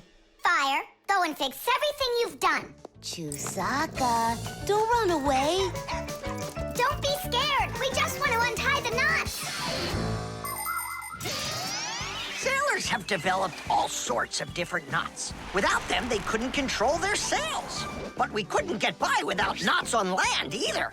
Mountain climbers use tightly knotted ropes to help them climb and keep them safe. Fishermen tie hooks to their fishing line using special knots. You can't even pitch a camping tent properly without making a knot. When people sew, they tie knots in the thread to hold it in place. And doctors use knots when they stitch and bandage a wound. And a tie wouldn't be a tie if you didn't tie a knot in it. Sneakers won't fall off your feet. And the laces won't drag on the ground if they're tied with a proper knot. But sometimes things can get knotted up by accident. And that's one time when you don't need to know how to tie knots, but how to untie them.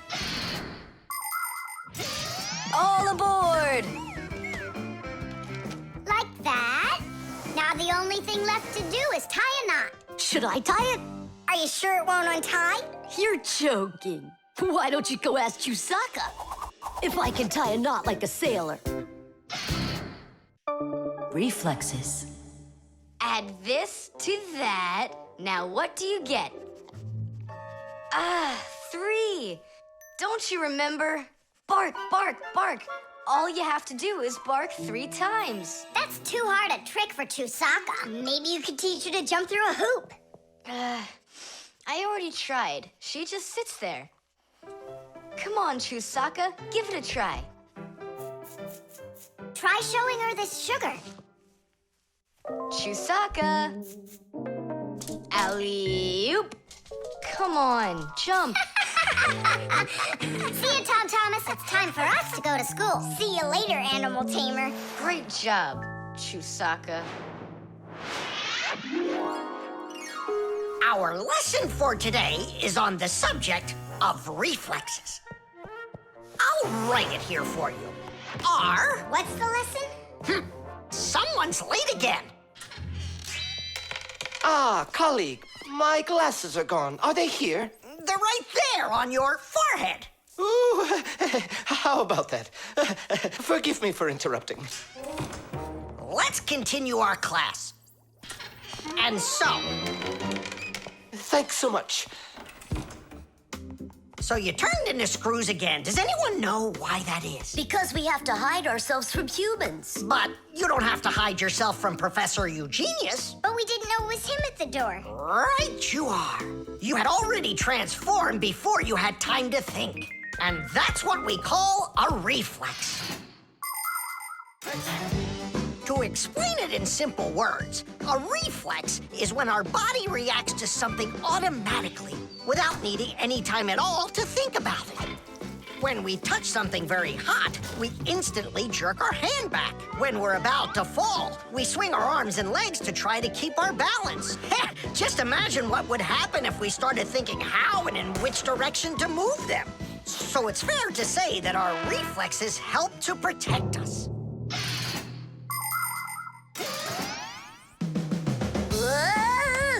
No kidding. They protect us. My nose itches.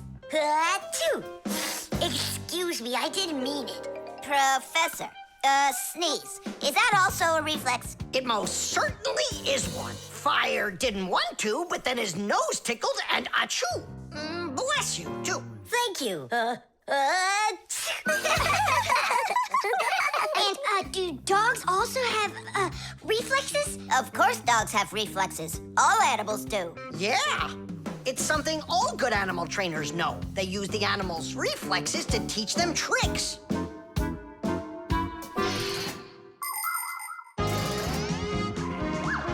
Many humans teach their pets lots of commands, like to bring a ball, to count, or even to dance. But to train a pet, you gotta know what to do. A good animal trainer always has plenty of treats handy. As soon as an animal follows a command correctly, like standing on its hind legs or jumping over a hurdle, the animal gets a treat. And then the trainer makes a unique signal right away, like clicking his fingers or blowing a whistle. After repeating this training over and over, the animal develops a reflex. Once it gets the signal, it carries out the command and then gets a treat. But the most important thing about animal training is to love your trainee and never hurt it. Otherwise, no treat will work. Tom Thomas, we just learned in Fixie School how you can train Chusaka. Yeah? With the help of reflexes. With what? Where's Chusaka? Call her. Chusaka, come here. Give her a math problem. A nice simple one. Add this to that. Now what do you get?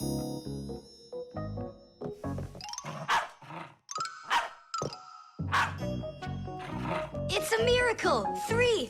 You got it! No, it's not a miracle. Science is what it is. You know how Chusaka barks whenever she sees a Fixie around. That's what we call a reflex, you know. I understand. And do you know how I can teach her jumping? Well, we didn't figure that out yet. Wait a sec, I know how. Chasing Fixies. Isn't that one of Chusaka's reflexes? Probably, although... That's great, so let's go and train the dog. Nothing's ever too much for a good friend. Chusaka.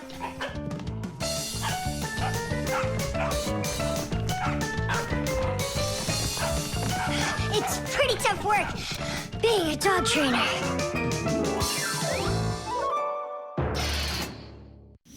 The laboratory.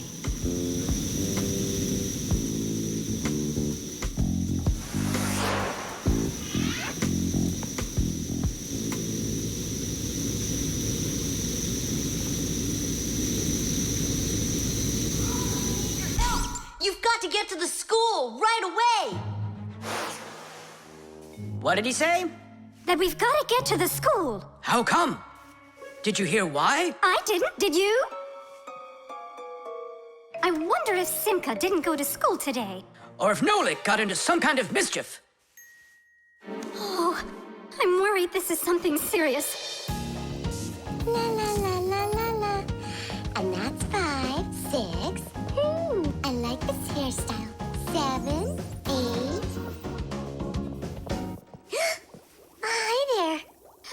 Gerda. Where's Grandpus? I'm not positive, but go and look in the chemistry area over there. Over in chemistry?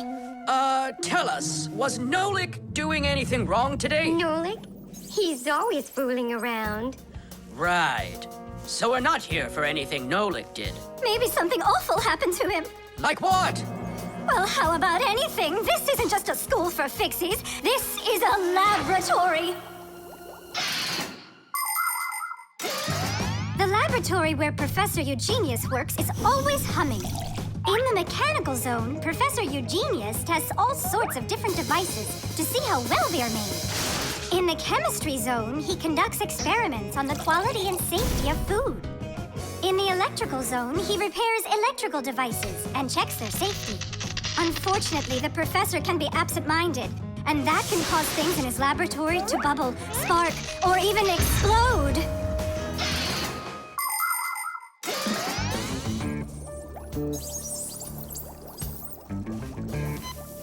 Marcia, there's nothing to worry about yet. But how can I not worry?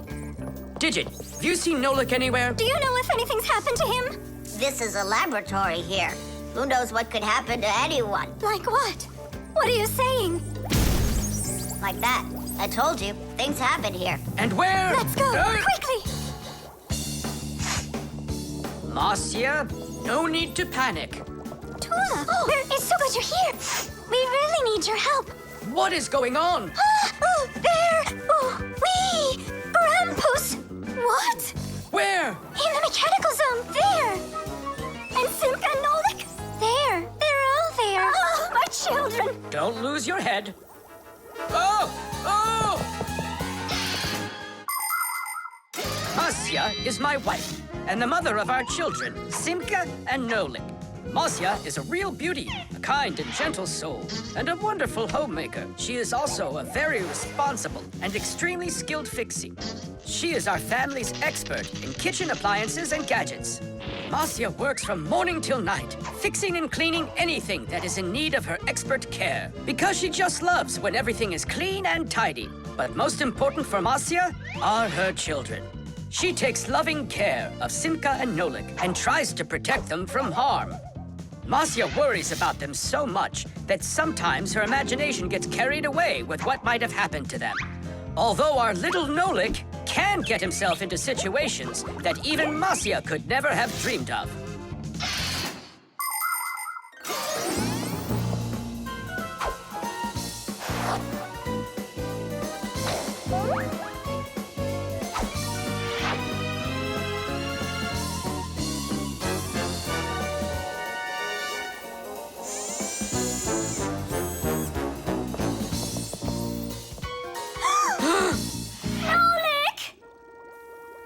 Tight! We'll save you! Hey! You're alive! What's going on? I don't need to be saved from anything. So it's Simka we need to save, not you? I don't need saving either. I'm fine. And what are you so worried about? Everyone's alive. Then why did you make us come here? I need you to help with a little accident we had. Nolik, was this your fault? Oh, no, it's not Nolik's fault. Quite the opposite. He was trying to help me fix it. Papus, we need you to help us with one of the pieces that we couldn't get back in place. This one? Tadish! Oh, a perfect repair. Huh, that was really the only reason we had to rush here? Why not? There was just no way we could let this wait, so I sent for you. But Fire said... Why fire? Why is it always fire? How come you had to scare us so badly? I'm not the one who scared you. You did that all by yourselves. The wires. Quiet down. Get ready for your lesson. Be quiet. Quiet down, please. Oh, it's so hot here. In today's class, we'll learn about...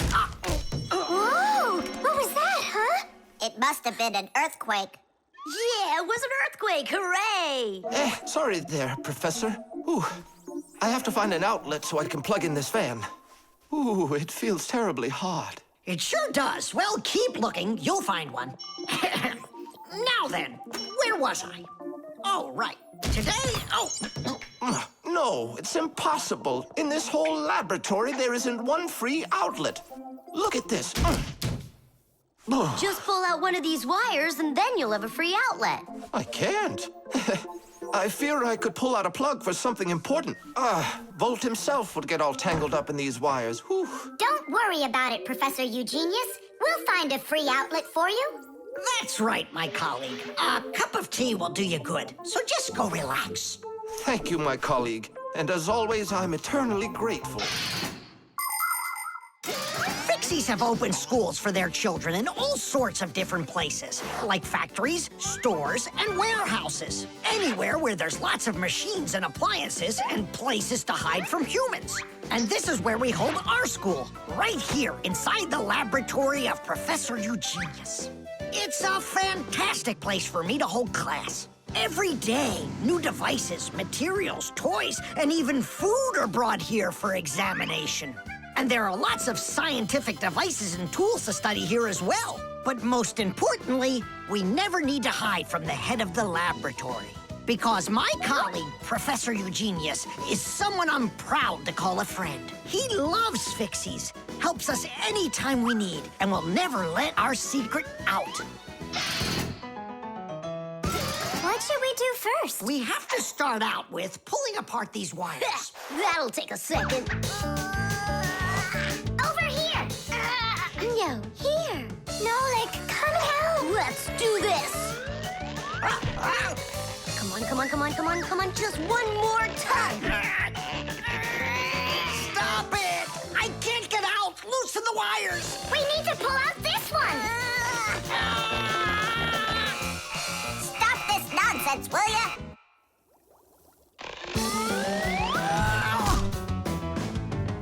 Thank you, Digit. Tidish. Well, the way I see it, in order to get the knot out that's over here, we need to expand the loop that's over there. And then push that wire through it. And then do it again from the other end. That's it. Very good, girls. Hey! Now pull it hard. Perfect.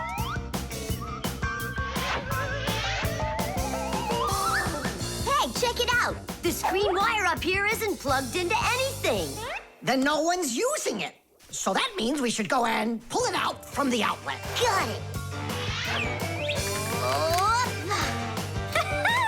Tidish!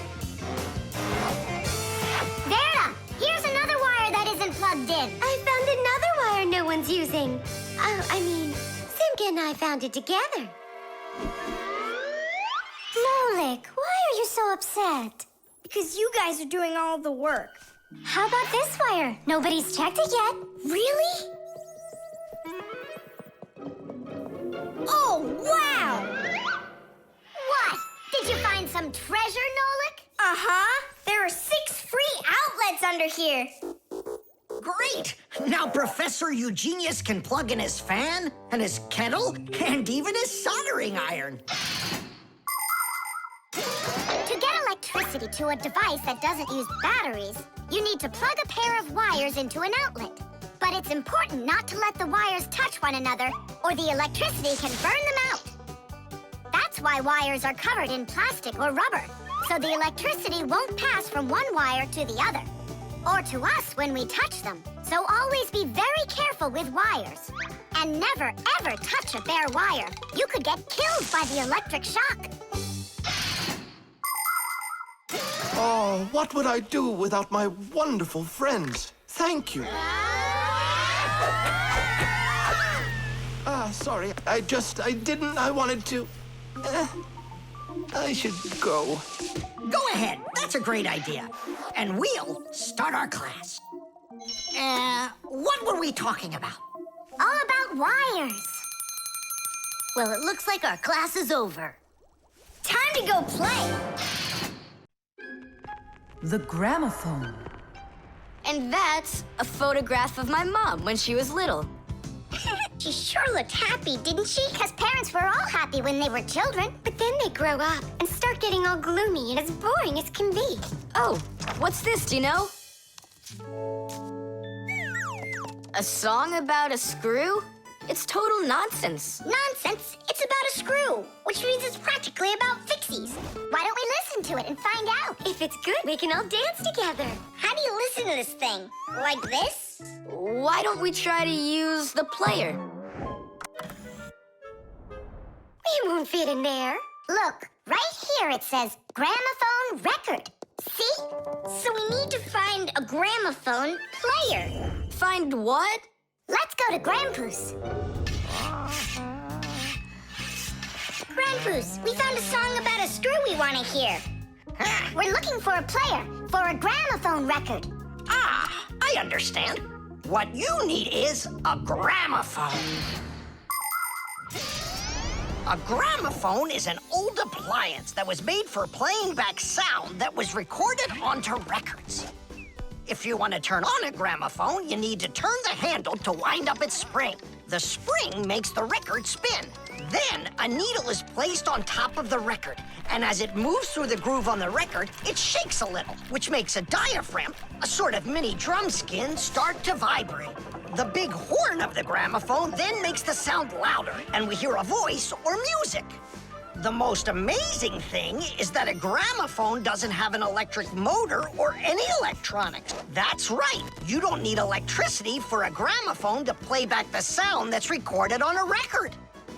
That's because a gramophone is an entirely mechanical wonder. If you want to know, there is a gramophone in the office of Tom Thomas's dad. It's on the desk. Great, let's go. Thanks would be nice.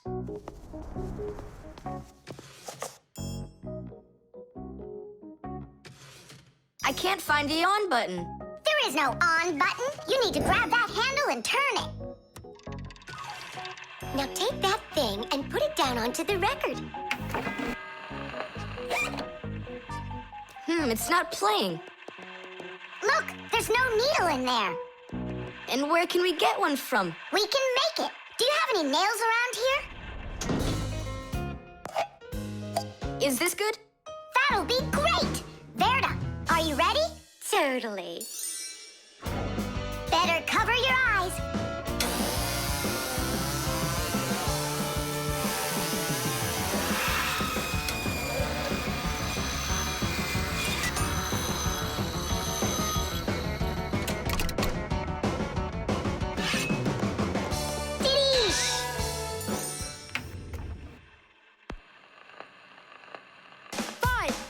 It's working, listen. A little screw went for a run, and now without this little part, everything just falls apart. If you think a screw is nothing, take it out, but just beware. Everything will break without them, with no little screws in there. The bulldozer was a strong one, until there was a thud. And then the mighty giant fell straight into the mud. 5, 4, 3, 2, 1, a little screw went for a run, and now without this little part, everything just falls apart. If you think a screw is nothing, take it out, but just beware. Everything will break without them, with no little screws in there. If you think a screw is nothing, take it out, but just beware. Everything will break without them, with no little screws in there. Tom Thomas, what's that music playing? It's a gramophone record. Gramophone? I thought it was broken. We fixed this old... not we. I fixed this thing. Really? What a wonderful boy I've got. Other kids are breaking things, and you fixed them. What do you say we play that record once more? I used to love it so much when I was little. The mighty crane was working until there was a pop. And then the mighty giant gave out and lost its top.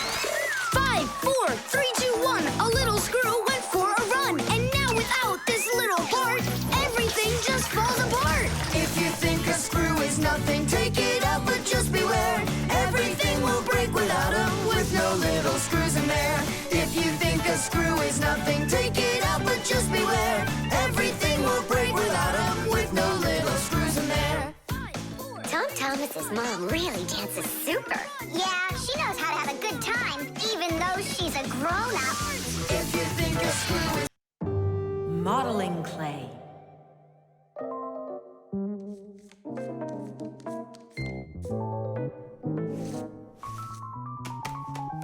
done. Simka! Take a look. I've got my own pack-a-mat. Now look at that. A pack-a-mat made out of modeling clay? But this one's my own, and it looks just like a real one. Okay, you're right. It really does, Nolik. Simka! Nolik, what's up? Hi there, Fire. Want to play some tag with me? I really wish I could play tag, but unlike you, I've got tons of work. Yeah, like what? Well, a bathroom hook fell down. Tom Thomas broke the lamp on his desk. The aquarium has a tube that's leaking. So go and play. I have to get a pack-a-mat. Oh. I wish I could play tag. Hold on. Nolik, you've got a pack-a-mat. Uh-huh. Although I gotta say, it looks a little strange. That's because it's... Let's fix everything before Simka with your pack-a-mat and my fixie board. This'll be great.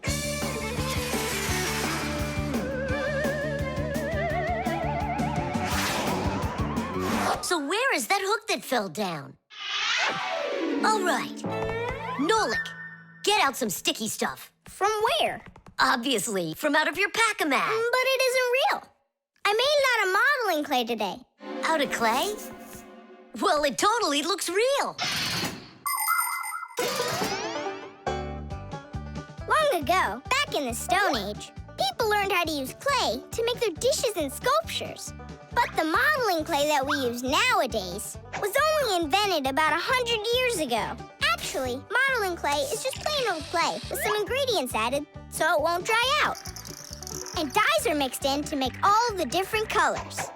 There is just no end to all of the fun things you can make out of modeling clay. I got an idea. Go on, turn around. What are you doing? Grabbing glue out of your pack-a-mat.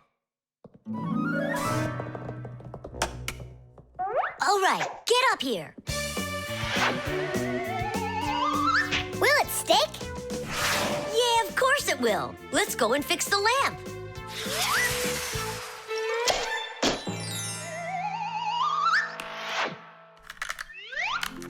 We can't fix this without a real pack-a-mat. Yours will work just fine.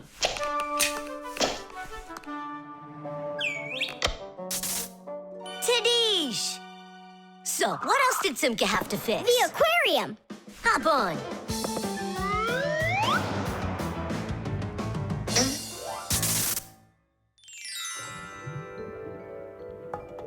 Well, where's that leaky tube? Here, it's leaking at the joint. Yeah, this tube is gonna need a lot of modeling clay. Give me the rest of your pack-a-mat. Sure.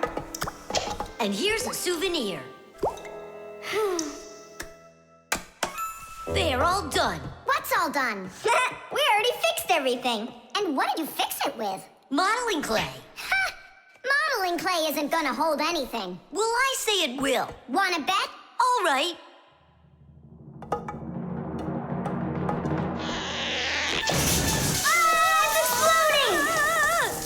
What in the world is happening here? Flooding water! You just do as I tell you, without panicking. Did you know it's possible to make modeling clay in your own home? Just write down this recipe. You'll need a cup of flour, a half a cup of salt, and a half a cup of water. Now, mix the salt with the flour and add the water little by little. Mix it together really well. What are you saying? That it looks just like dough? Well, that's exactly what it is. It's just not for eating. It's way too salty. But you certainly can sculpt things out of it. If you want your modeling clay to be colorful, you can add food coloring or watercolors to it. That's it. Your modeling clay is ready to be sculpted. When you're finished, don't forget to let your figures dry in the sun. That way they'll get nice and hard and last you a very long time.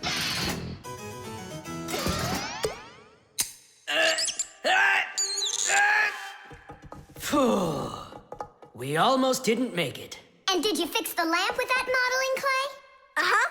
And the hook, too. That was not a good idea. But it was really quick. Hey, that's true. That's why I want to give a medal to you. You're heroes. For real? Of course you are. And here it is, your medal.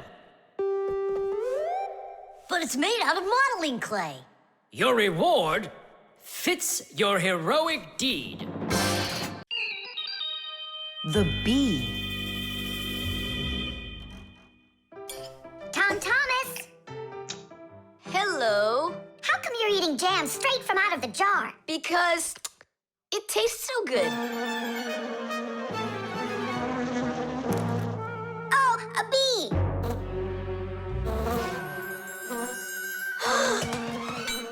Shoo! Get out of here! Leave it alone!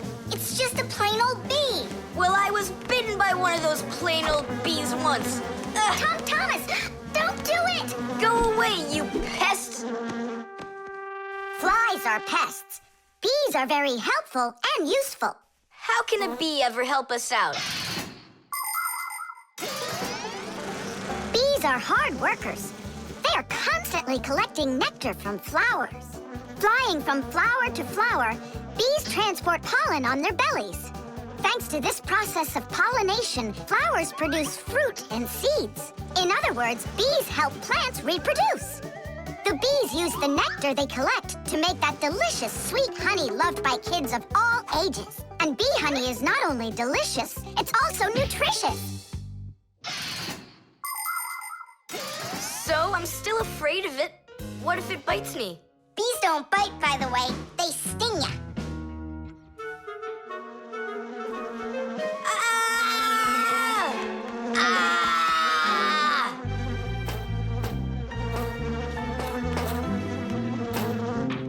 Well, now I'm gonna show ya. Don't! The bee's the one who should be afraid, you tyrant. Yeah, you let it go, tyrant. Why are you calling me names? Who's stopping her? She can fly away if she wants. We need to show her the way out. Well, how? Here, little bee. Fly this way. Why don't you try going? Then what can I say?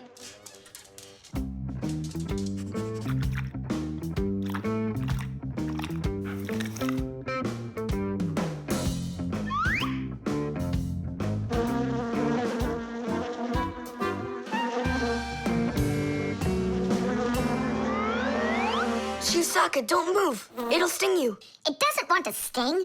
Both of you like to eat sweets. You like eating jam, and so does the bee. Why don't you carry Chusaka to the window? Go on, fly. No, that's not gonna work. You need to go and get more jam. Here, little bee. Yum, yum. Go on and fly. You're free. Let her eat first. Don't be greedy. I'm not being greedy. If she eats, she can make honey out of your jam. Long ago, people could only collect honey by destroying the nests of wild bees. And that went on until someone came up with the idea of taming those insects. They started by leaving enough honey for the bees to survive through the winter. People took care of bees in these hollows until they learned to build small houses for them called beehives. And a town made of these bee houses is called an apiary. Bees live and work together in the beehives making honey, while beekeepers take care of the bees and collect the honey. Bees are real team players. They tell each other where the best flowers grow. Do you know how they do it? One of the bees does a dance, and then the rest of the bees watch the dance and learn where they need to fly. You poor thing. Tom Thomas tired you out. I told you there's nothing to be afraid of. You see? She's just so nice and kind. I'm not afraid of her. She wouldn't let me eat my jam, that's all. Well, now it's time for you to fly away. Whoa! She's playing rough here. I want to try. Nolik. You're too little. You'll have to grow to do this job. Whoa, whoa, whoa. Calm down now. Now let's fly. Hey, Simka, the window's back there. I can see that without you. So how can I get you to turn around? Cool! Hooray! She's listening to me! Phew! Woohoo! Don't miss the window!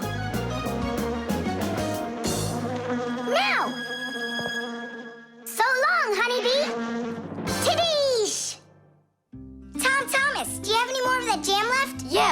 What for? Bring it here. We'll get more bees to fly in. How come? What do you mean, how come? Because it's my turn for a bee ride. The talking doll. Well then, now you know what you need to do to fix it. Professor! Professor! Our lesson is over. I'm sorry to be a bother. No problem, Professor Eugenius. Our lesson's over. I've got an urgent matter. You see? You've got yourself a talking doll. Yes, only she speaks Japanese. The problem is I've been asked to get her to talk in English. We can teach her. It's a new technology. I'm puzzled. Don't you worry. We'll figure it out, Professor. Thank you, my colleague. You're always there when I need it. What would I do without you?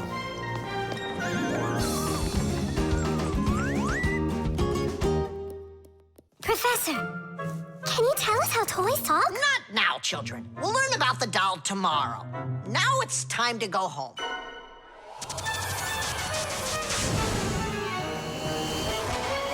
I already know everything about that doll. You do? Changing her voice is so easy that anyone can do it. How? Here, come, I'll show you.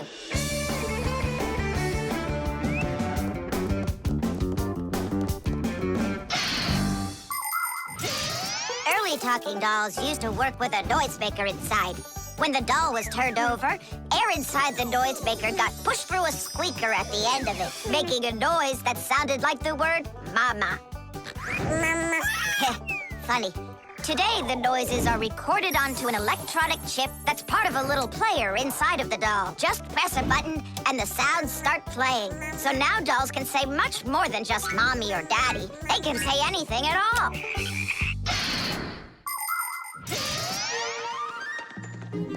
Well, here's the chip. This is where the recording of the doll's voice is. That's awesome. Can you re-record the voice on there? Well, yeah. Okay, I gotta go. See ya. Wait, Nolik, I thought of a really funny joke to pull. What if we slipped them and then we do something? Well, now, as I promised yesterday, I'm going to tell you all about talking dolls. Some start talking when you rock them, while others react to noise. And for this little lady, you need to press a button to get her to talk. Who wants to? Tula. Me? Well, okay. I can do it. Go ahead. And you'll hear her say, "Hi there, Mama." But in Japanese for now.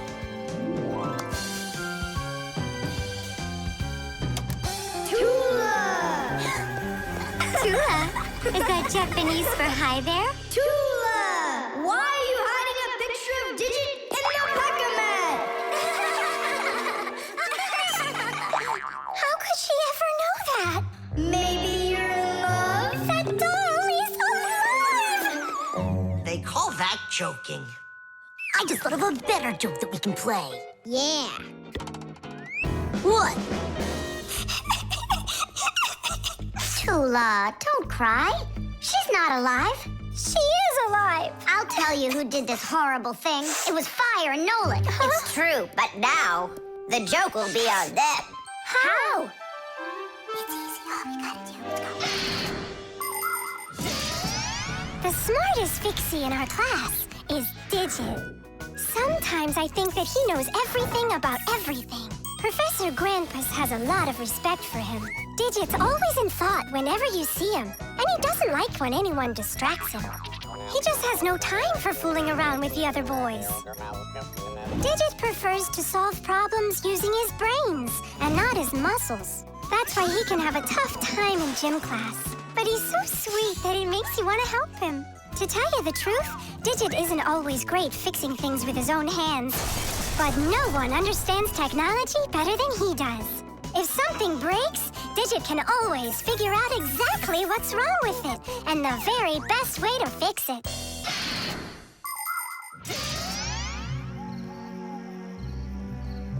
We're gonna make it even funnier this time. You came back? What? You troublemakers. Now I'll show you what happens to bad boys who hurt girls' feelings. Oh, you got scared. Who's crying now, huh? They probably thought that the doll came to life. You know what, Digit? I just started thinking that it might be better if she were alive. You know, Tula, you sure are hard to please.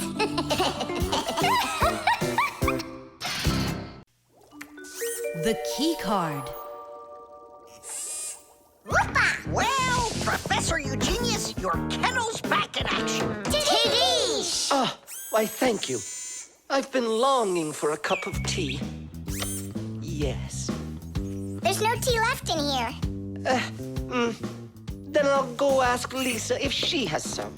Look, Professor Eugenius, you forgot the key. The key! Don't close the door! Simka, you must be joking. That's a key. This is nothing but a plastic card. But it is a key. A special kind. It's called a Keycard. To open up a combination lock, you need to enter a code in the correct order. That means if you can't remember the code, you can't open the lock.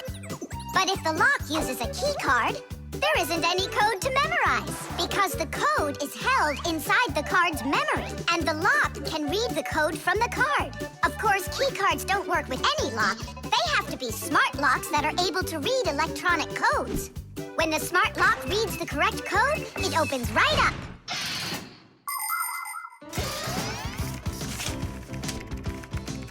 Lisa, do we have any tea here? Of course, Professor Eugenius. Wonderful. I'll take one bag then. Oh, I left my key inside the lab. Can I borrow yours?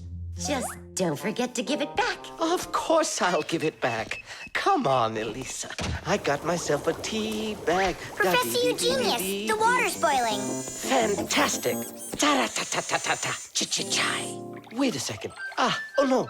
I was supposed to give something back to Elisa. Why don't you go and ask her? Right. I'll be right back. Professor Eugenius! That's card number 2 now. Elisa, I promised you something, didn't I? Yes, the key. You said you'd return it. Yeah, sure. Let me get it. Just a sec. Oh, I locked it in the lab. It's terrible. How will you ever get back into the laboratory now? You see, there is one way, but it's a secret. Would you mind leaving for a couple of minutes? Colleague, Professor, can you do me a little favor? The key. I think I left it on the table. Yeah, right. It's true. So how do we solve this? I need to think about it. What's there to think about? We just have to go and push it under the door. You think you can do it? Yeah! It's time to get to work. Hey, what's going on? Oh, were you just calling for me? Yeah, no, Lisa, not for you. It's so heavy. Do you know where Digit ran off to? Ow! Digit's off somewhere thinking. He's always doing that when it's time to work. Hard to port. Hard to starboard. Way to go, Nolik. Then who were you talking to? Actually... Oh, what's that? Where? What? What was that?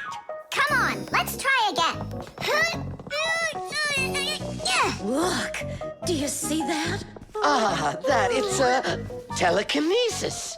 It's the power to transport things with your mind. You are just astounding. Was that done with your mind, too? The door? Yeah, sure. You are a genius.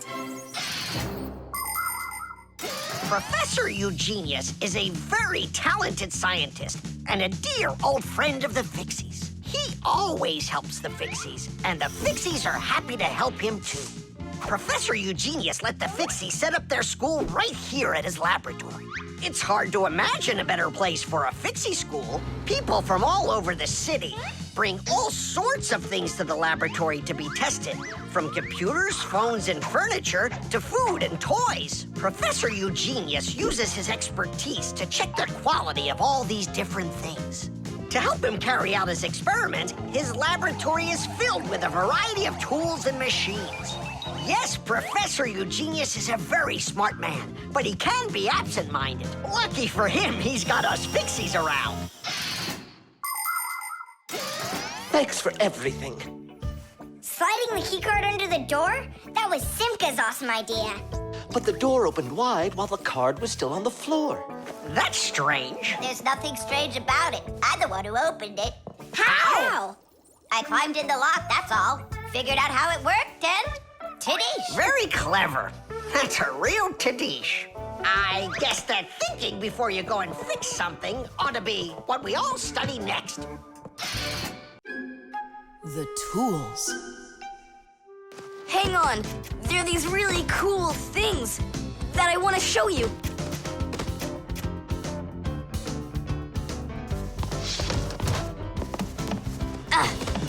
Whoa! Whoa! Look how many things you got all at once. Your dad's gonna be so angry when he sees what you did with all of his tools. I'm gonna put them all right back where they were. And where were they? Open the box and you'll see. It's neat. There's a special place in there for each one of the tools. Try hammering in a nail or drilling a hole with your bare hands. Uh-huh. There's no way. But with the help of the proper tools, it's a piece of cake. But of course, that's only if you know how to use them. Tools need proper care. If the head of a hammer is loose or a drill is dull, then you shouldn't work with them. It's dangerous. And when you're done working, put the tools back in their places, or you'll be tearing your house apart trying to find them the next time you need them. Huh. The pincers go here, and the wrench goes over there. This drill bit's too long for this spot. Let's see if it fits in this one. Huh. Any idea what this tool is for? For splitting wood or carving stone that chisels what you want to own. Wow, Simka, you're a real poet. Now try to answer this little poem. When you have a thing to measure, this round tool is quite a treasure. This tool, right? I know what it's called. It's a measuring tape. Let me measure you, Nolik. Wow, you've grown. You've almost reached 1 centimeter. Class! I also have a rhyming riddle for you. What bangs a nail into the wall to make sure pictures never fall? A hammer! I was first, and the hammer goes right here. And now I have one for you to guess. If you need to screw in screws, here's the tool that you should use. A screwdriver! I was first, again. You got it right. All right, Tom Thomas, we better hurry. We still have a lot of tools here to get sorted out. Humans, just like Fixies, use hundreds of different tools to do their work. Picking the right one depends on the task at hand. For instance, if you need to hammer in a nail, use a hammer. But you don't use a hammer for a screw. For that, there's a special tool called a screwdriver. A wrench is the tool for tightening nuts and bolts. A vise is used to hold a part in place, and a drill to drill a hole. If you need to cut a piece of wood, you should choose a saw. You could use a handsaw, for example, or a hacksaw. Different kinds of pliers can be used for snipping, gripping, or bending. If you need to smooth something down, you use a file. If you learn how to work with tools properly, you can build just about anything. Looks like we did it, just in time. Oh, and how about this? Do you know what kind of tool that is? I don't know. There's no place for it in here. Just throw it out. Come on, and what if my parents use it? Looks like we did something wrong here. My dad came home. Tom Thomas! I'm in here. Hi there. Reading. Way to go, son. Huh? Oh. I don't get it. Where is it? What? I put a piece of metal under the table leg so it wouldn't shake, but it disappeared. So that's where the tools place is. Did you take it? What? I didn't. It must be somewhere under the table. And you look under the sofa. All right.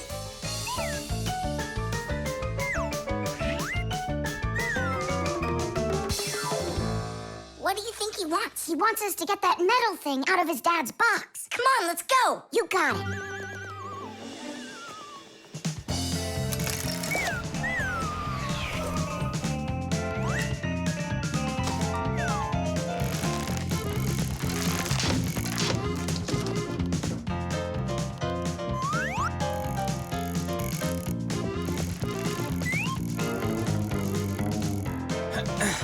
Any luck?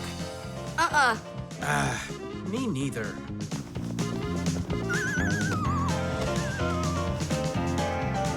I found it, Dad. It was under the table, just like I told you. Huh. You were right. It's strange. How could I have missed it? Maybe you're just, tired from working too much. Maybe. Tadish. What? It's a new word, Tadish. Tadish. I do like the sound of it. The antenna. Wow, is this cool or what? Hello there, little Fixies. Did you come to see what I'm working on? Professor Eugenius, tell us what you're planning on doing with this huge thing. Well, I hope to use this fantastic device to make contact with aliens. Since ancient times, people have wondered, is there life on other planets? What might aliens from outer space look like? And what kind of spaceships do they travel in? There are some people who say that they've seen alien spaceships and that they look like flying saucers. There are even some people who say they've actually made contact with aliens. But personally, I'm sure it's just their fantasy. And science hasn't been able to prove any of these stories either. The one story that makes me laugh harder than all of the rest comes from a guy who claims that he saw aliens with his own eyes. Can you believe it? He said that there was a group of tiny aliens that looked like humans with glowing hair. It seems to me that this guy just happened to spot a few Fixies who weren't able to hide from him in time.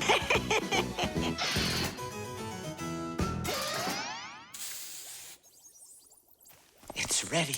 If I could talk. And now what? If the aliens are out there flying by the Earth, they'll see this plate, get hungry, and come for food? Aliens don't need a plate like this, silly. When they've got plates that fly, flying saucers. You're both silly. This thing isn't a plate at all. It's an antenna. Antenna?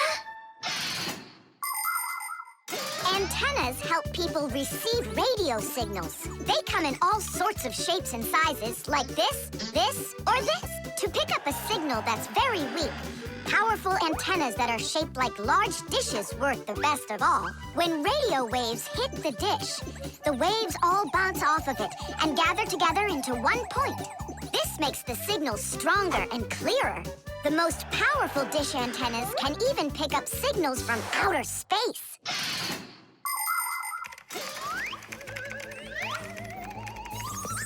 Nolik, stop! You'll burn yourself. Don't treat me like a baby boy, okay? Interesting. I wonder what's inside of there. Do you know? Why don't we go and take a look? I was only trying to help him out. No need, Nolik. The soldering iron is way too hot, and I'm practically all done here. Then let's start looking for those aliens in outer space. Just 1 second, Nolik. There. Uh-oh. And now,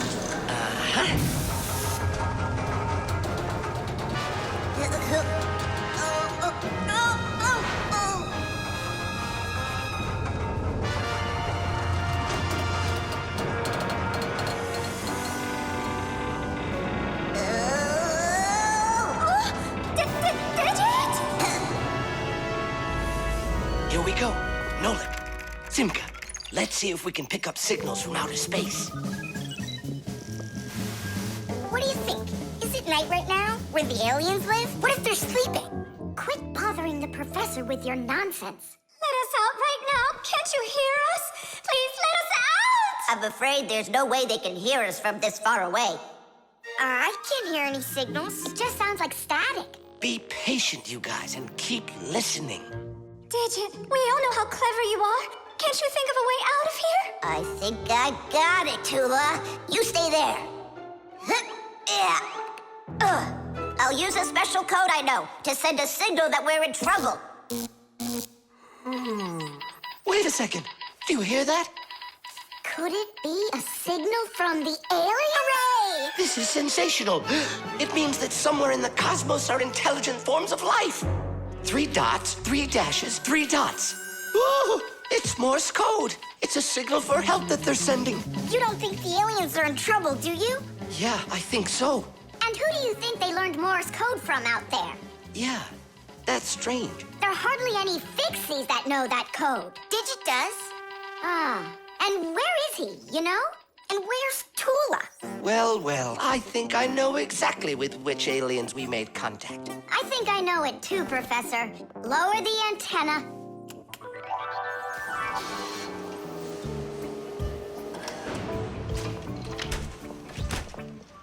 Greetings to you, oh extraterrestrial visitors. Hi there.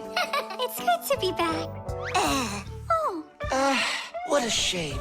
I was really hoping that we'd find intelligent life forms out there. It's all right.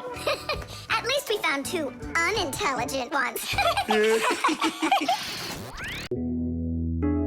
Friction.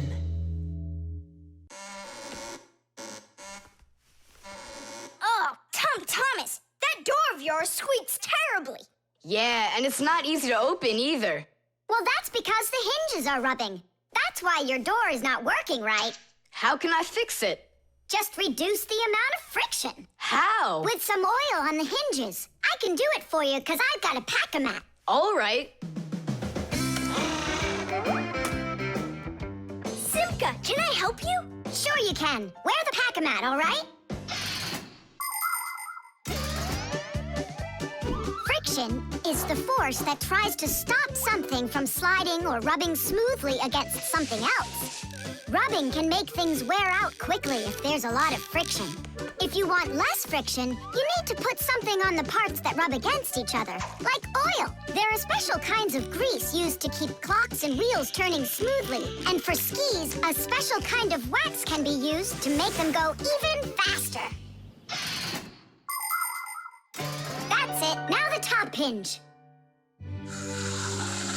It's all done. Go ahead and check how it's working. It's not squeaking. I told ya. You guys are the best. I gotta go. Go where? I'm gonna go sledding. Maybe you'll take me with you? Sorry, Nolik. You don't have a sled to ride on. I'll see you later. Simka, should I grease the saucer? What for? It'll slide down the hill just the way it is. Ah, okay then. Wait here for me, Nolik. I'll be back real soon with a surprise for you. Yeah, oil slippery. I know what I'll do.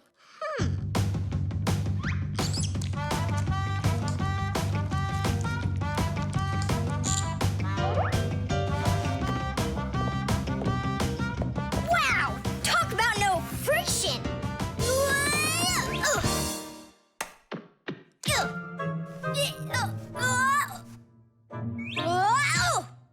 Hey, anyone? Help! Simka! Nolik, are you all right? Just stay where you are. I'll be right there.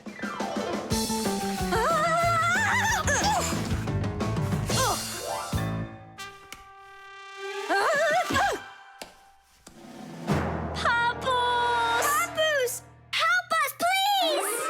Who called for me? Help is on the way!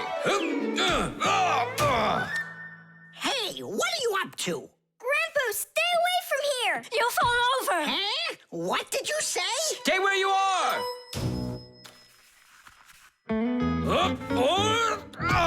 What happened here? I poured some oil on the table Why'd you do that? to reduce friction. That's brilliant. Nobody move. I know exactly what to do.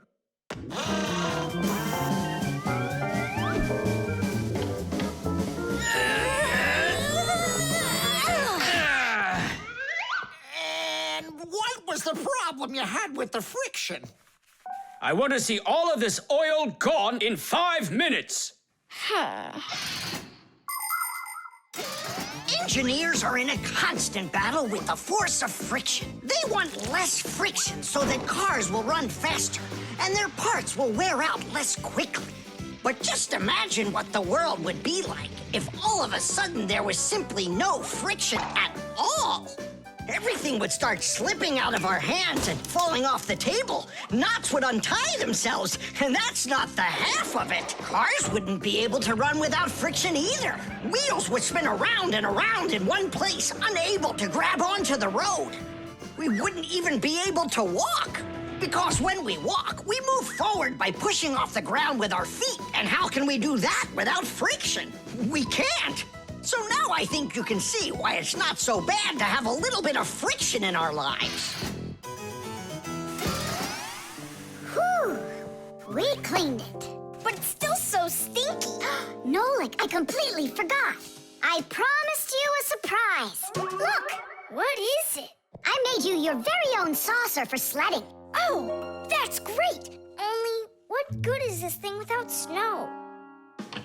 Nolik, hey, look what I've got for you. Snow? Yeah. Is it real snow? Really?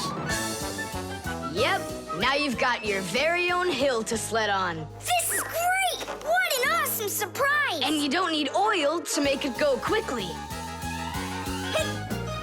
Yeehaw! The clocks. Go around. Left side. That's crazy, you'll crash! No, I won't. See, I told ya. What? Huh? Nothing. Now you talk with your computer like it's your friend. Listen, that's enough playing for today. Oh, Mom, just a little more. I'll give you half an hour while I cook dinner, and that'll be enough for today with the computer.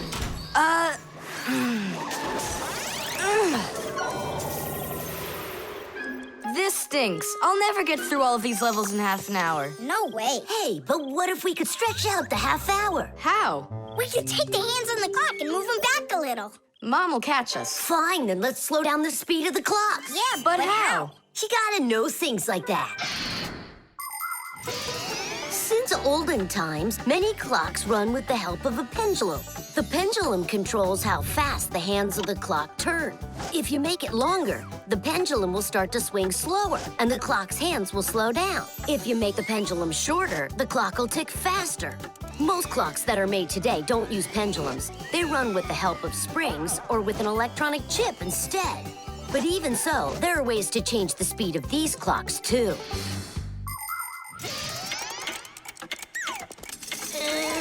Push it! Wow, you did it! It's amazing how much slower it is. That'll give you lots of time to play. But now you gotta slow down the clocks in the kitchen. Yeah, and every other clock you got.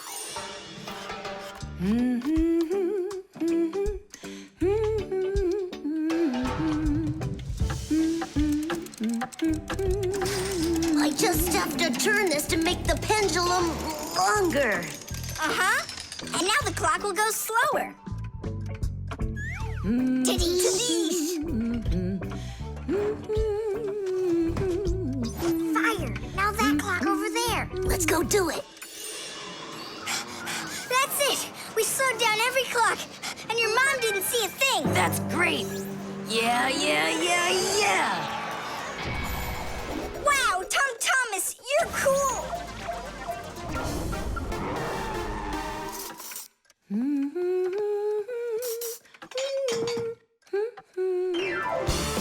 Amazing! He got another one! Awesome!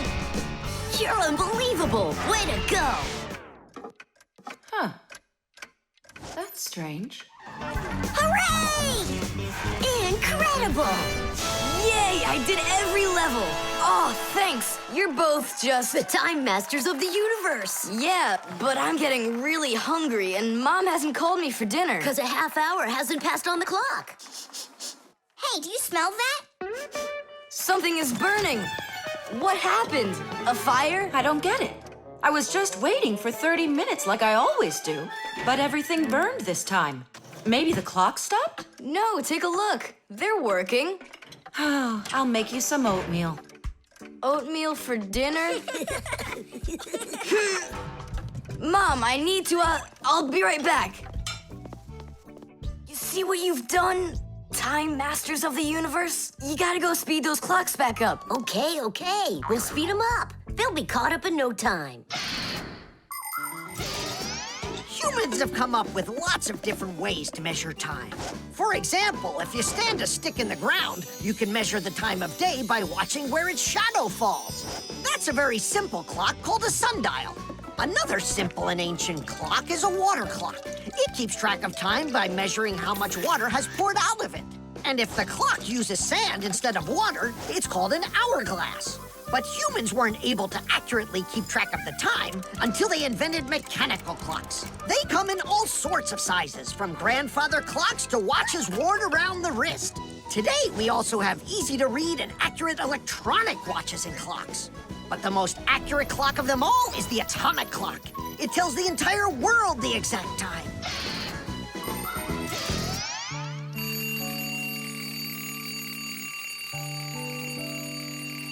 Tom Thomas, why is your alarm clock ringing in the middle of the night, huh?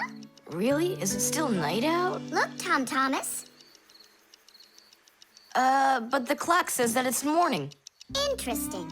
Yesterday, Fire and I sped up all the clocks, so that's the reason the alarm went off. Sped him up? Are you crazy? Tom Thomas asked us.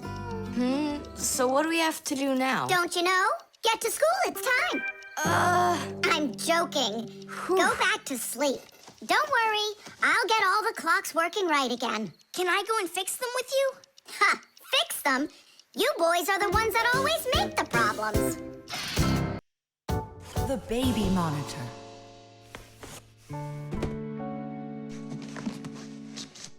Oh, it's my old baby monitor. On. Check. Checking. 1, 2, 3. Checking. It's working. Why don't we give it to the Johnsons? They just had a baby the other day. This is mine, and I'm planning on using it.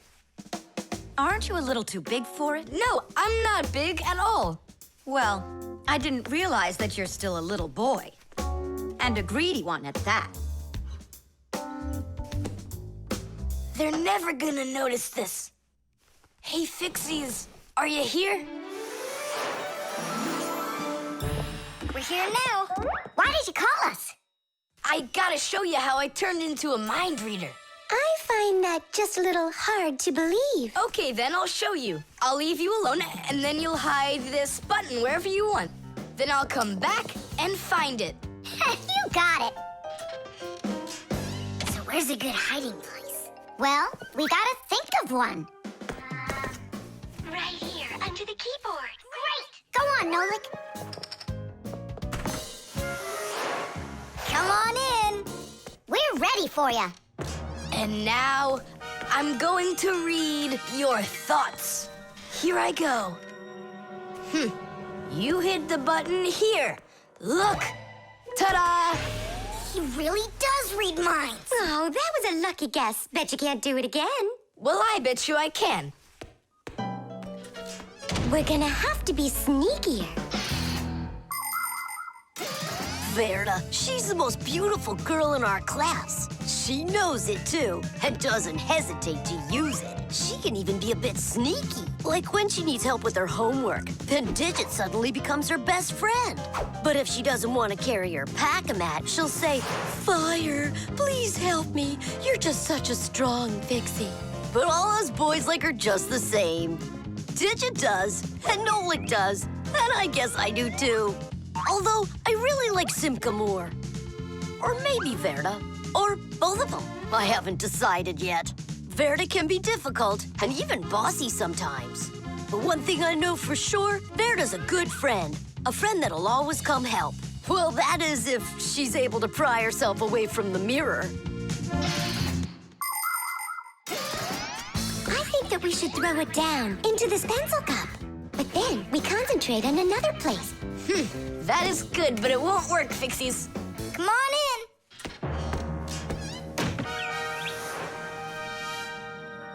Uh-huh. Aha! It's in here. Tadish?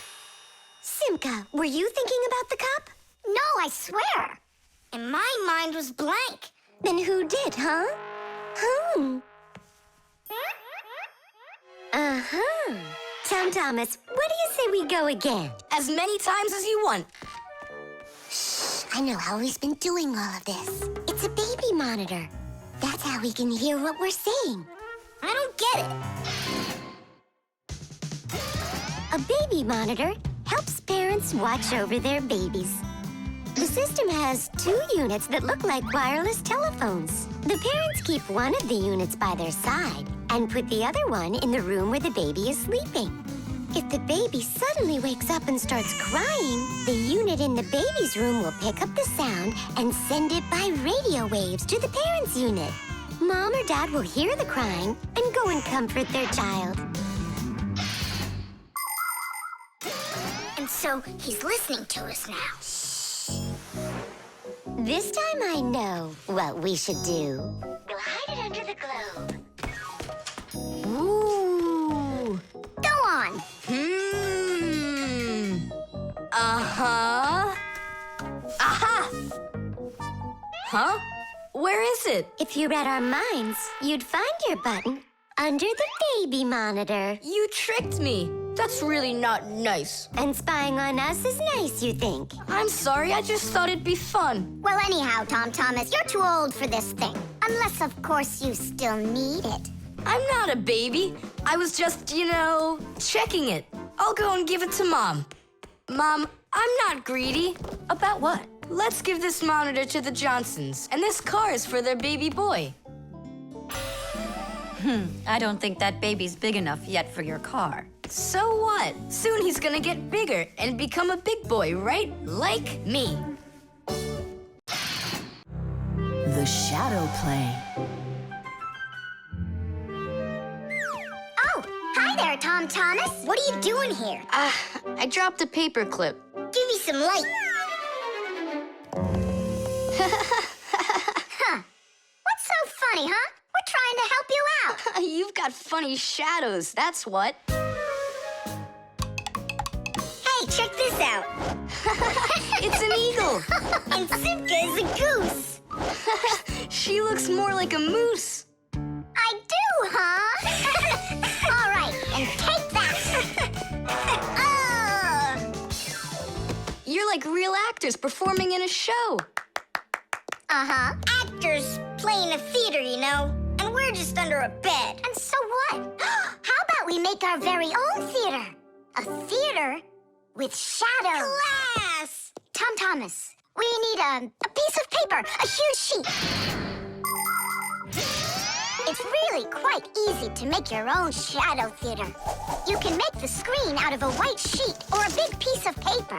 Next, make sure the room is dark and shine a desk lamp at the screen.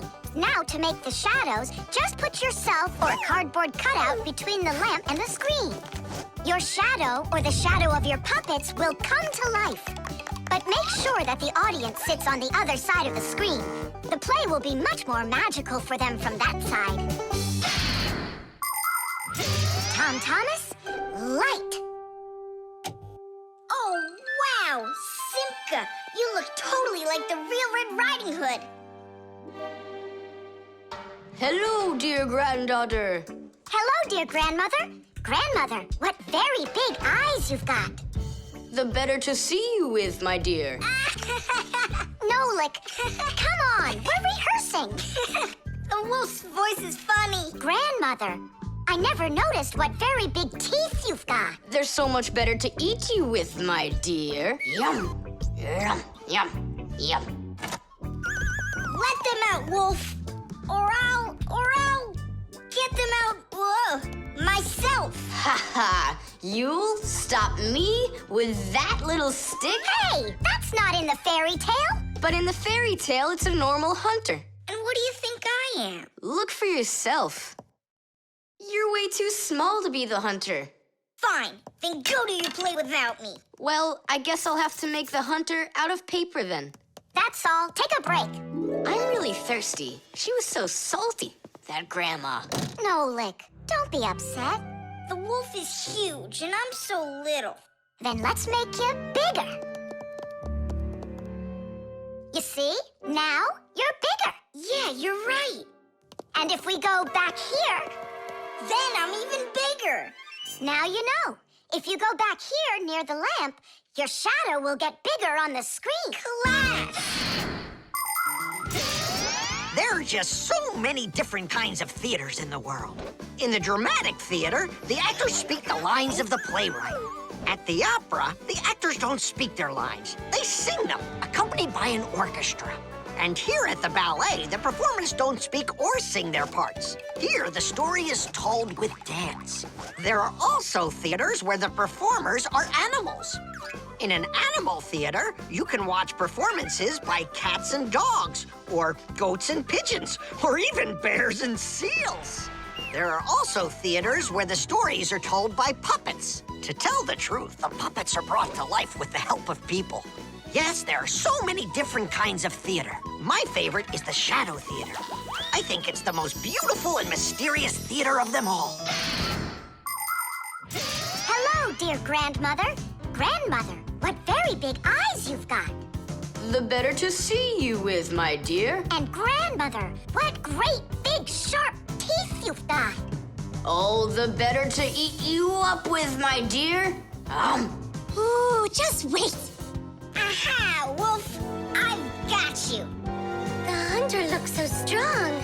You're a hunter? Then where's your gun? Why do I need a gun? You're so tiny I could use a fly swatter. But I'd rather do it like this. Like what? With my bare hands. Way to go! Hooray!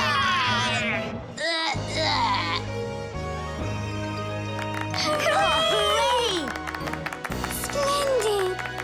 Who was your favorite? Mine was the grandmother. Well, I think Red Riding Hood was the best. For me, the hunter. He was so mighty and so fearless. And for me, the special effects. The Ecotester. Are you ready to see my new invention? I just can't wait to show you what it does. Whoa, what is it? An Ecotester. And what is it for? This device lets you check vegetables or fruit, so you'll know if they're safe to eat. To grow apples, tomatoes, or melons faster and bigger, people add chemical fertilizers to the soil. But there's a problem if too much of these chemical fertilizers is used. When there's too much of them, the harmful chemicals get inside the fruits and vegetables, and that makes them very dangerous to eat. An Ecotester is a special device that quickly shows how much of these harmful chemicals have gotten inside of the food. And if the reading is too high, that means you shouldn't eat it. As you can see, the Ecotester shows that this apple is good. Well, let's see. Look, this one is safe too. Ugh, it's not interesting this way. These apples are all safe. Now let me take this delicious apple and, make it bad. We will inject this apple with a harmful amount of nitrates. How come? What do you mean, how come? So we can see how the Ecotester works.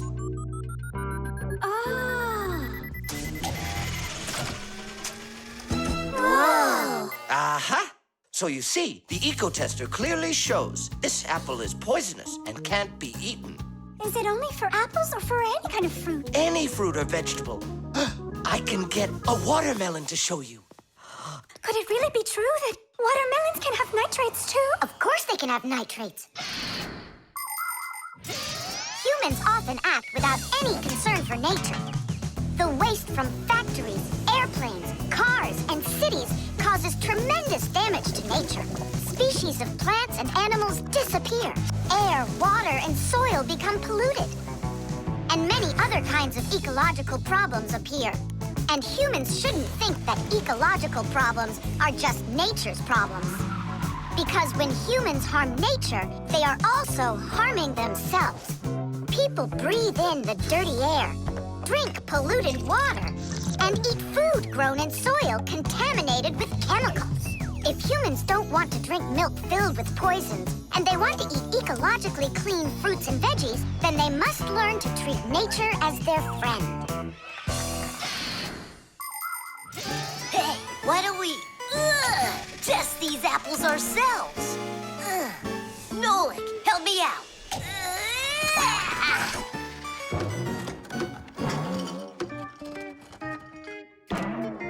Oh, it rolled away. I don't care. That apple's poisoned with nitrates. Oh, apples.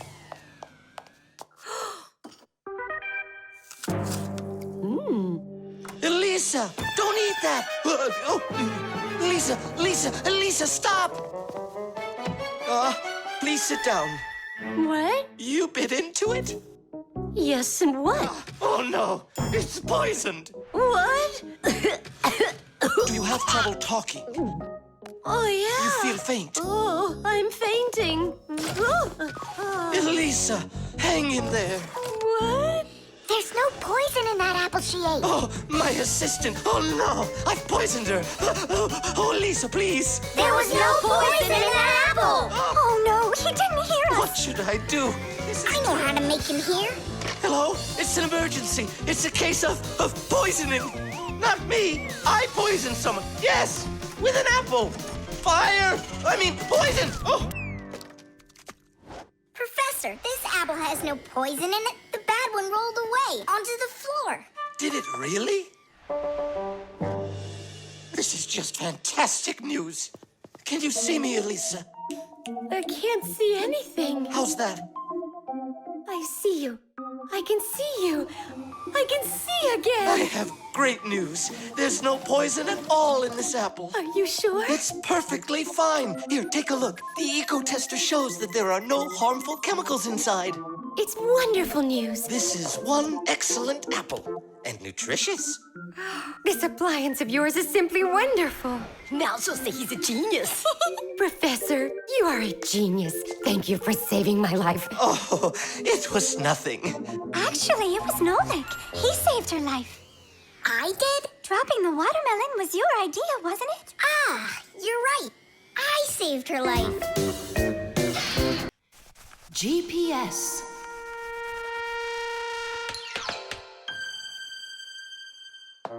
And 3, 4. Stop. Who goes next? I'm next. 5. 1, 2, 3. 3. And... Wait, I gotta choose a route. Should I go here or there? choose already. Nolik, what are you doing over there? Nothing at all. Just waiting at my place. Good, and don't get off it. Wellfire? What was that? The alarm on my Fixie tab. Oh, our lesson's about to start. Hurry! What about the game? Later!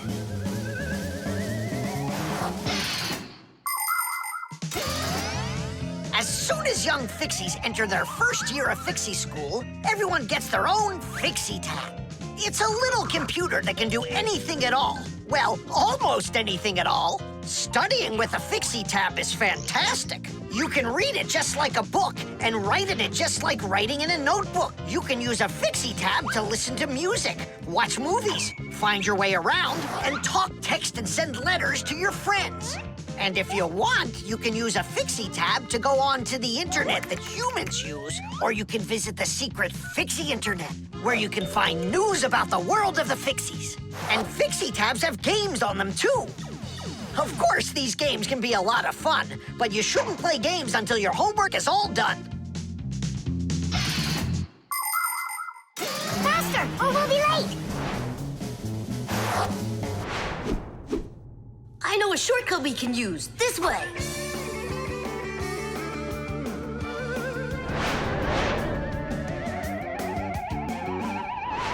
Now which way do we go? I need to remember the route. I think it's this way, or it could be that way. Well, which is it, this or that? I have no clue. Uh-huh. So what's our plan? We'll go back and start again. We flew in from there, right? No, I think it was there. That's not how we flew in. It was there. I think we're lost in here. Uh-oh. Nolik, stop the panicking. I only went uh-oh. I'm not panicking yet. It's your fault, Fire. I know a shortcut. Go this way. How are we gonna get out of here? How do I know? All I know is that we're late for our lesson. Thanks to someone. It wasn't on purpose, I swear. Now Grandpus will punish us. What's going on? Well, I think I found a way to get out. Which way? Right here. I forgot that inside of my Fixie tab is a GPS navigator. Class. What's a navigator? GPS navigator is an interactive electronic map that can help you find your way around. The navigator can figure out where you are by using signals that are sent to it from satellites. All you have to do is type the address of the place you want to go into it, and the GPS can figure out a route to get you there. And then it helps you as you go by telling you where and when you need to turn, so you can easily get to your destination. Let's see. Right now, we're here. And where do we need to go?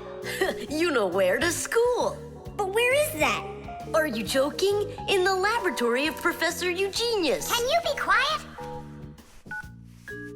Where do you want to go? The laboratory of Professor Eugenius. Please wait while I chart out the route. Ha! It did it! The navigator says to go there. Hey, what are you doing over there? Come on!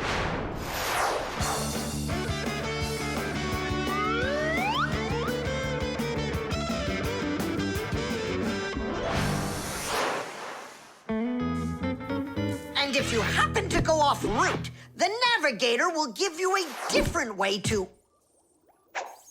Well, you finally made it. Unfortunately, you missed an important lesson today. We got lost. Forgive us. In case you're wondering, we were studying navigators. And you know what? We just used a navigator to get here. Yeah, it showed us the way we had to go. Well, that's certainly quite lucky for you, because now you don't get an F. But from now on, kids, you have to get here on time. I promise you that. 'Cause now we know where to get our shortcuts from.